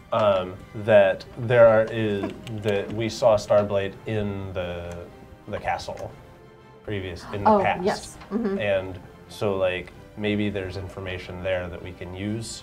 And we need to go back to the castle. If we can get back to that castle, that would be kind of ideal. Yeah. And help him out. Like, get me in a lab. I wonder, I mean, these are escape pods, so maybe we can hit a button, they're programmed to go back. Well, we're in anyways. Do we know, can we jump back? Your tutorial friend was in the lance ship. I'm gonna start slapping buttons. Great. You magically slap the right buttons, and you figure out that it's a pretty straightforward interface. There's an image there's like an icon that is the shape of the castle that's right there, and you're like, no, that's not it. And you try every other button. It's like there's none of those. So eventually you finally try that one, and sure enough, it bloops you back to the cave. Before blooping back, I want to ask you if you can like scoop up a handful of scrap from that dragon. I'll just tuck it in my pocket, in my space. In your hand. In my space pocket. In my space pocket. But what I really want some of the metal from that laser dragon. So you got a Starblight sword in one hand. You're gonna grab some laser dragon in the other hand, and then you're gonna fly back to the castle. Yep. Sounds good. I love it. Sounds good. All right. So you all, the three of you, show up back in the cave. And the whole trip, like you feel the charger like stuttering, like coughing its way through this space folding jump that ends you back in the castle. And when it gets back to to the cave, it's just like it like grinds to a halt, and you got to kind of crawl your way out of there. So there is in this cave, there is the hand still lifted there in the cave, but there's no lance ship in the hand. And then there's one charger and two pretty beat up escape pods, and the one charger's there. It's pretty roughed up, and it towers over all of you standing out there. In one hand, it holds like like some tail and a bit of a leg of a destroyed laser dragon, and in the other hand, it holds the Starblight sword. Yeah. And we're gonna start there next time. The three of you standing in this cave, looking up at the remnants of what has happened, and making some decisions about what you're gonna do next. And yeah, you will start with that +4 because that was a very excellent +4, but at the end of the fight, and so you will have that next time. If you remember to keep it in your notes, that's on you. I got them right here. Okay. I'm never gonna forget. Okay. I won't forget you. All right, cool. So as we're wrapping up here, if you guys have any questions in the chat, feel free to throw them in the chat, and Paul will relay them to us, and Paul will be able to speak through his microphone to us. But in the meantime, do any of the four of you have any questions or thoughts or anything while we're waiting for chat questions? What did I see? What did you see? So we need to make sure that we mark this down as a. Yeah. How many? You guys got? How many? So right. How many? You got a total of 3 hero points, I believe. Yeah. And so yeah, just you have the 3 hero points, and you are now on to visitors number 4. Good job. You got 4 of your 6 issues. Spoilers: this arc will end with issue 6. Yeah. One way or another. Oh no. One thing we should talk about is when it will end and where. Oh, right, that's true. So next week is session 5. Next Tuesday at this time, in the morning of next Tuesday, we'll be Paul and I will once again be doing a GM prep session. That'll be great. And then after that, we'll be doing session 5 of this, and we'll find out what's going on. And Adam will make a new character, and it'll be great. And then in session 6 will not be the Tuesday after that. The Tuesday after that, Paul and I might secretly suddenly go live on Twitch to do a GM prep session that morning, but that depends on a lot of can we do a Twitch thing from Gen Con? Because on Monday of not next week, the week after that, we drive to Gen Con drive to Indianapolis for the biggest convention that we go to as a company, and we will be there all that week. And so Paul and I are going to try to do a GM prep session for the final session, but if we don't, we will still do a GM prep session. You just won't get to watch it. But then that Saturday night at Gen Con, we will be doing the final session of this live. We'll have a recap. We'll have various ways for the audience there to interact with what we've got going on, and other cool surprises for that final session. We will be doing it live on Twitch, but we'll see how well that works. And we'll hopefully be able to record it in a way that will be broadcast afterwards. But for those of you who are going to be in Indianapolis that weekend for that event, definitely come to it. There's still tickets. We have various other events that we're doing as a company. We've got a bunch of Sentinel Comics role-playing game events in the booth, and those are mostly, if not entirely, sold out. I think they might be. There's a few availabilities for the RPG session still. There's a few sessions. A couple of those that are. They have them, yeah. And a few times. A few times, especially the middle of the day, Saturday and stuff. Right, and then there's also on Friday night the letters page. Friday afternoon, evening. There's a letters page live recording, but on Saturday night is Sentinel Comics Live. Is this show? Is issue 6 of this arc, and it's going to be big and it's going to be awesome, and you could be there at it. There's still plenty of tickets available. Definitely come show up to that. Get tickets. We take generics at the door. I don't know how this ticket system works. Sure. So yeah, definitely come show up to this. How much does it cost? Yeah, it's just a single ticket. I think so. I forget how much it is. It's in the listing on their website, and probably somebody in the chat has thrown it into the chat. Hopefully, and probably Maggie's making a post about it later today. I really hope so. So definitely come see the big finale because Maggie intends to make a post later today, which means it's basically done. Right. Listen. But there's been a lot of exciting things that have happened in these first 4 sessions. Next week will really be the turning point for some people, some ways or others, and then last session will be decisive in a lot of ways for a lot of things that some people are expecting and some people have no idea about. But anyway, come join us there for that. There's a small number of questions now. We got in this chat. The first one is there such a thing as the Extremeverse visitors? Oh, almost definitely. So the only issue with the Extremeverse is that they're like the Disparation stories. Almost definitely. There's certainly still an Extremeverse. So yeah. The next question is, what's this about Wager Master showing up? Oh yeah, so this morning when we were doing the GM prep for it and I was building the environment, I was like, okay, in my red zone, I would like to have a single red zone major twist because it usually doesn't come up because once people get to the red zone, they're like, no, I'm not going to weather a major twist. Those are super bad at this point. But I'm like, I like to have one. So I wrote one that came from an idea from the chat about that there was a super villain on the planet of Tarvalis who enacted its plot. And I'm like, oh, cool, great. And I made the whole thing for that. And then I think it was Sanvar was like, oh, or Wager Master could show up. I'm like, great, this one, it was the red zone major twist is moving to a yellow zone major twist. And the red zone major twist is Wager Master shows up and is like, oh, you guys are fighting a dragon? I don't want to do a whole complicated plot with puzzles and stuff because there's not time for that. I don't want to take focus away from the fight. But you guys are fighting a dragon. Well, from where I come from, which question mark, who knows? When people fight a dragon, that usually means there's a princess involved. So let me grab the long descendant relative of Princess Baliana, put her in a cage, put her on a chain around the neck of the laser dragon. Enjoy, don't hurt her. So anyway. That was the unused major twist from the red zone. I don't think we could have taken any major twists. Like, good lord. Yeah. That got really, really touch and go there. Yeah. Kind of hairy. But you won. Sort of. You defeated the laser dragon. Yeah. You saved the planet. We defeated the laser dragon and saved the planet. I'm not sure we won. I want to say those mechs are wicked freaking awesome. Yeah, right? Like, I really hope that's not the last time that I get to see that. I mean, I can pull the art up again for I want to. Yeah. I'm gonna. If I survive this, I'm gonna talk to that castle first thing about making. Be like, right. So remember how you made a mech? Can you make another one? Sorry, one per person. This has definitely given me an idea for a thing to build in my lab. There you go. When you got next 20 years, just like material, you make that suit out of that. There's a reason I wanted that. Oh yeah. All right. Something else to update you on just really quickly from the chat. We were playing early on. Dave Chalker, who all of you know as one of the designers of the RPG. He's the lead designer of the Sentinel Comics role-playing game. But he actually, in the chat, committed to writing a new source book for the RPG, The Complete Guide to Impossum. Oh, nice. And it will feature several things in it. It'll talk about the habitat, the habits of the opossum. It'll also feature the single standalone issue, Mission Impossible.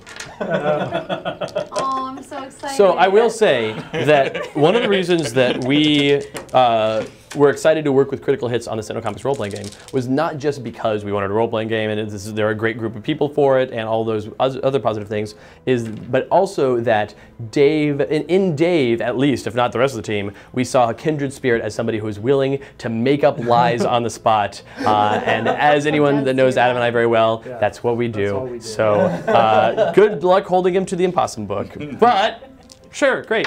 I'm excited about Mission Impossible. That's the best idea. All right. Any other questions in the chat? Any questions from you four? They want to know if the 3 planets the Laser Dragon ate were populated or not. Yes, definitely. All 3 of them were. Great. Millions, if not billions, of people died. Probably billions of people died to bring you this laser dragon. Yeah, you let that laser dragon out of its people. The word people doesn't mean humans, Maggie.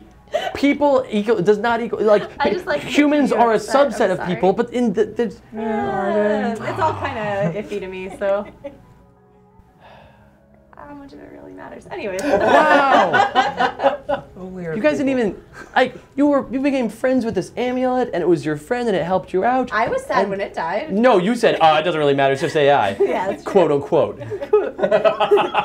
I said, oops. I'm gonna die. You said I didn't see that coming. I didn't see that coming. Yeah. And I guess I broke it. Yeah. I guess I broke it. All right. Thank you all so much for watching. Thank you so much for playing. And we'll see you next time for more Christopher Throws Too Much Damage at Heroes. And we'll see how they enjoy the story. See you next time. Bye. Bye.